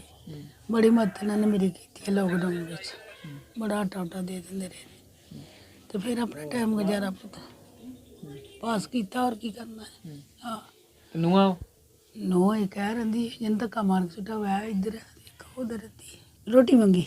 ਕੀ ਕਿਹਾ ਤੁਸੀਂ? ਮੈਂ ਕਿਹਾ ਮੈਂ ਲੋਕਡਾਊਨ 'ਚ ਉਦੋਂ ਜਿਹੜੇ ਟੀਕੇ ਕਰੋਨਾ ਦੇ ਲੱਗਦੇ ਤੇ ਮੈਂ ਮੈਨੂੰ ਰੋਟੀ ਦੇ, ਮੇਰੇ ਦਿਲ ਨੂੰ ਕੁਛ ਹੁੰਦੇ, ਮੈਂ ਟੀਕਾ ਲਵਾ ਗਈ। ਉੱਠਦੀ ਨੇ ਮੰਜੇ ਰੱਤਾ ਮਾਰਿਆ ਭੜਕਾ ਕੇ ਮੈਨੂੰ ਫਰਸ਼ਾਂ ਦੇ ਉੱਤੇ। ਜ਼ੋਰ ਉਹਨਾਂ ਦਾ ਪੁੱਤ, ਫਿਰ ਮੇਰਾ ਤਾਂ ਹਲੇ ਕਿਹੜਾ ਹੈ ਹੁੰਦਾ, ਖਸਮ ਤੇ ਖਸਮ ਦੇ ਹੁੰਦੇ ਫਿਰ ਮਾਰਦੀ ਦੋ ਵਧਾਤਾ ਇਹਨਾਂ ਨੇ। ਹੋਰ ਮੇਰਾ ਕਿੱਥੇ ਕਿਹਨ ਕਰਨਾ ਸੀ ਦੁੱਖ, ਐ ਕੋ ਕਰਨਾ ਤੈਨੂੰ ਕੀਤਾ ਪੁੱਤ ਤੇ ਕਹਿੰਦਾ ਮੇਰੇ ਘਰ ਨਾ ਮਾਈ ਬੜੀ। ਕਿਉਂ? ਮੇਰੇ ਘਰ ਨਹੀਂ ਬਣਨੀ ਚਾਹੀਦੀ ਤੂੰ ਰੰਨਾ ਚੰਦ ਗਈ। ਮਾਵਾਂ ਦੀ ਕਿਹੜੀ ਗੱਲ ਹੈ? ਮਾਵਾਂ ਜਿੱਥੇ ਮਰਜ਼ੀ ਧੱਕੇ ਖਾਣ, ਰੰਨਾਂ ਨਹੀਂ ਗਾਣੀਆਂ ਚਾਹੀਦੀਆਂ ਘਰਾਂ 'ਚ। ਤੇ ਮੈਂ ਤੁਹਾਡੀਆਂ ਰੰਨਾਂ ਨੂੰ ਕੱਢ ਕੇ ਕੀ ਲੈਣਾ? ਮੈਂ ਕੀ ਸਾਹਮਣੇ ਤੁਹਾਡੀਆਂ ਰੰਨਾਂ ਮੈਂ ਨਹੀਂ ਕੱਢਦੀ ਕਿਸੇ ਨੇ। ਪੁੱਤਾਂ ਨੇ ਕੌਣ ਜਿਹੜੀਆਂ ਗਾੜੀ ਨੇ ਬੈਠੀ ਨੇ ਪੁੱਤਾਂ ਦੀਆਂ ਲੱਗਦੀਆਂ ਉਹ ਕਰਨੇ ਦੀਆਂ ਨੇ, ਕਿਸੇ ਪਾਸੇ ਚੜਨ ਦਿੰਦੀਆਂ ਨੇ, ਲਾਗੇ ਗੱਲ ਕਰ ਲੈਣਗੀਆਂ। ਕਿਤੇ ਕਮਾਂ ਤਾਂ ਫਿਰ ਮੈਨੇਜਰ ਮੁੜੇ ਕਰਦੇ ਨੇ, ਮੈਂ ਕਹਿੰਦੀ ਮੈਂ ਤੁਹਾਡੀ ਕੀ ਲੱਗਣੀ ਹੈ? ਲਾਗੇ ਮੇਰੇ ਤੁਸੀਂ ਗੱਲਾਂ ਕਰਦੇ ਕਦੀ ਵੀ ਕਿਹਾ ਵੀ ਲਾਡੀ ਮਾਂ ਨਾ ਕਰਾਂਗਾ ਲਾਡੀ।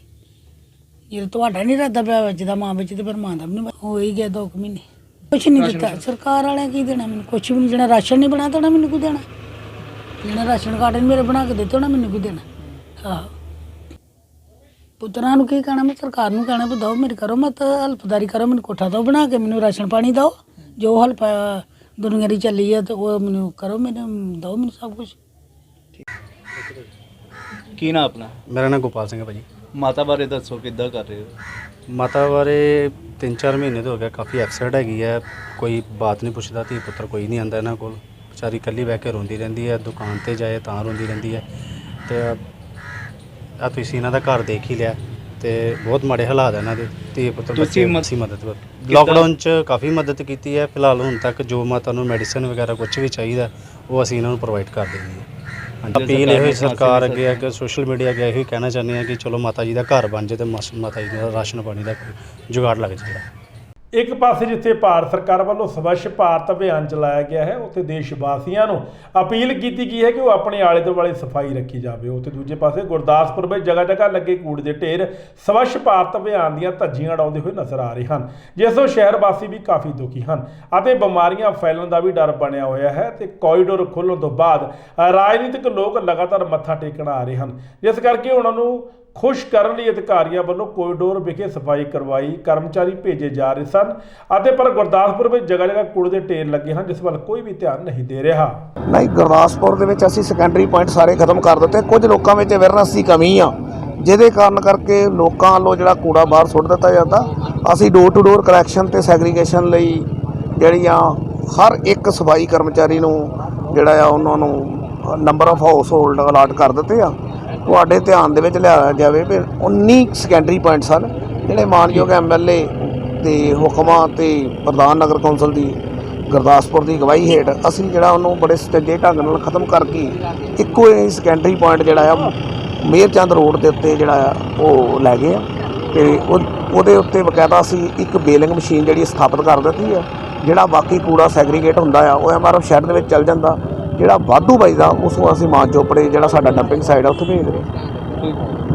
ਪਠਾਨਕੋਟ ਦੇ ਧੀਰਾ ਪੁਲ ਦੇ ਕੋ ਆਰਮੀ ਦੇ ਤ੍ਰਿਵੇਣੀ ਦੁਆਰਾ ਗੇਟ ਦੇ ਗ੍ਰਨੇਡ ਬਲਾਸਟ ਹੋਇਆ ਜਿਸ ਨਾਲ ਸ਼ਹਿਰ ਵਿੱਚ ਦਹਿਸ਼ਤ ਫੈਲ ਗਈ। ਇਸ ਹਾਦਸੇ ਤੋਂ ਬਾਅਦ ਤੁਰੰਤ ਪੁਲਿਸ ਨੇ ਜਾਂਚ ਸ਼ੁਰੂ ਕਰ ਦਿੱਤੀ ਹੈ। ਡਿਊਟੀ ਤੇ ਤਾਇਨਾਤ ਆਰਮੀ ਅਫਸਰ ਨੇ ਕਿਹਾ ਹੈ ਕਿ ਬਾਈਕ ਸਵਾਰਾਂ ਨੇ ਆਰਮੀ ਦੇ ਗੇਟ ਤੇ ਗ੍ਰਨੇਡ ਸੁੱਟਿਆ ਤੇ ਫਰਾਰ ਹੋ ਗਏ। बहरहाल पुलिस सीसीटीवी कैमरे की जांच कर रही है तो पठानकोट के सारे पुलिस नाकियां ते अलर्ट कर दिया गया है। देखिए अभी तक जो प्राइमरी इन्वेस्टिगेशन हमारा है उसके हिसाब से यहाँ पे एक ग्रेनेड ब्लास्ट हुआ है और उसको हम आगे फर्दर इन्वेस्टिगेट कर रहे हैं तो जो भी डिटेल्स फर्दर आएंगी आपके साथ शेयर करेंगे। कुछ सीसीटीवीज दोनों तरफ हमने देखा कि लगे हुए हैं कुछ मिला क्या बाइक सवार कह रहे हैं कि वो अभी हाँ जो प्राइमरी इन्वेस्टिगेशन में हमारे सामने आया जो ऊपर संतरी तैनात है उन्होंने भी जो गेट के ऊपर तैनात है उन्होंने बताया कि एक बाइक गुजरी है और उसी के साथ में उस मौके पे ब्लास्ट हुआ है तो हम ये जूम कर रहे हैं कि बाइक राइडर ने जो इसको थ्रो किया तो आगे हम फर्दर इन्वेस्टिगेट कर रहे हैं। सीसीटीवी फुटेज वगैरह इसके काफ़ी हमारे सीसीटीवी यहाँ पे इंस्टॉल्ड हैं ऑलरेडी तो हमें अच्छी सीसीटीवी फुटेज मिलने की उम्मीद है। सर कोई नुकसान हुआ है? हम आगे इन्वेस्टिगेशन करके फिर बताएंगे आपको जी। ਨਾਈਜੀਰੀਆ ਦੇ ਰਹਿਣ ਵਾਲੇ ਅੰਤਰਰਾਸ਼ਟਰੀ ਵਿਦਿਆਰਥੀ ਨੇ ਅੰਮ੍ਰਿਤਸਰ ਦੇ ਗੁਰੂ ਨਾਨਕ ਦੇਵ ਯੂਨੀਵਰਸਿਟੀ ਵਿੱਚ ਆਤਮ ਹੱਤਿਆ ਕਰ ਲਈ। ਐਲੈਕਸ ਕੰਪਿਊਟਰ ਸਾਇੰਸ ਦਾ ਵਿਦਿਆਰਥੀ ਸੀ ਅਤੇ ਪਿਛਲੇ 3 ਸਾਲ ਤੋਂ ਪੜ੍ਹਾਈ ਕਰ ਰਿਹਾ ਸੀ ਪਰ ਅੱਜ ਪੱਖੇ ਨਾਲ ਫੰਦਾ ਲਗਾ ਕੇ ਉਸਨੇ ਖੁਦਕੁਸ਼ੀ ਕਰ ਲਈ। ਬਹਰਹਾਲ ਖੁਦਕੁਸ਼ੀ ਦਾ ਕਾਰਨ ਦਾ ਹਾਲੇ ਤੱਕ ਪਤਾ ਨਹੀਂ ਲੱਗ ਸਕਿਆ। ਲੜਕਾ ਕੰਪਿਊਟਰ ਸਾਇੰਸ ਕਰ ਰਿਹਾ ਸੀਗਾ 5th ਸਮੈਸਟਰ ਦੇ ਵਿੱਚ ਸੀਗਾ ਤਾਂ ਬਾਬਾ ਬੁੱਢਾ ਜੀ ਹੋਸਟਲ ਦੇ ਵਿੱਚ ਰਹਿ ਰਿਹਾ ਸੀਗਾ ਤਾਂ ਉੱਥੇ ਸੁਸਾਈਡ ਕਰ ਗਿਆ ਰਾਤੀ 8 ਵਜੇ ਸਾਨੂੰ ਪਤਾ ਲੱਗਿਆ।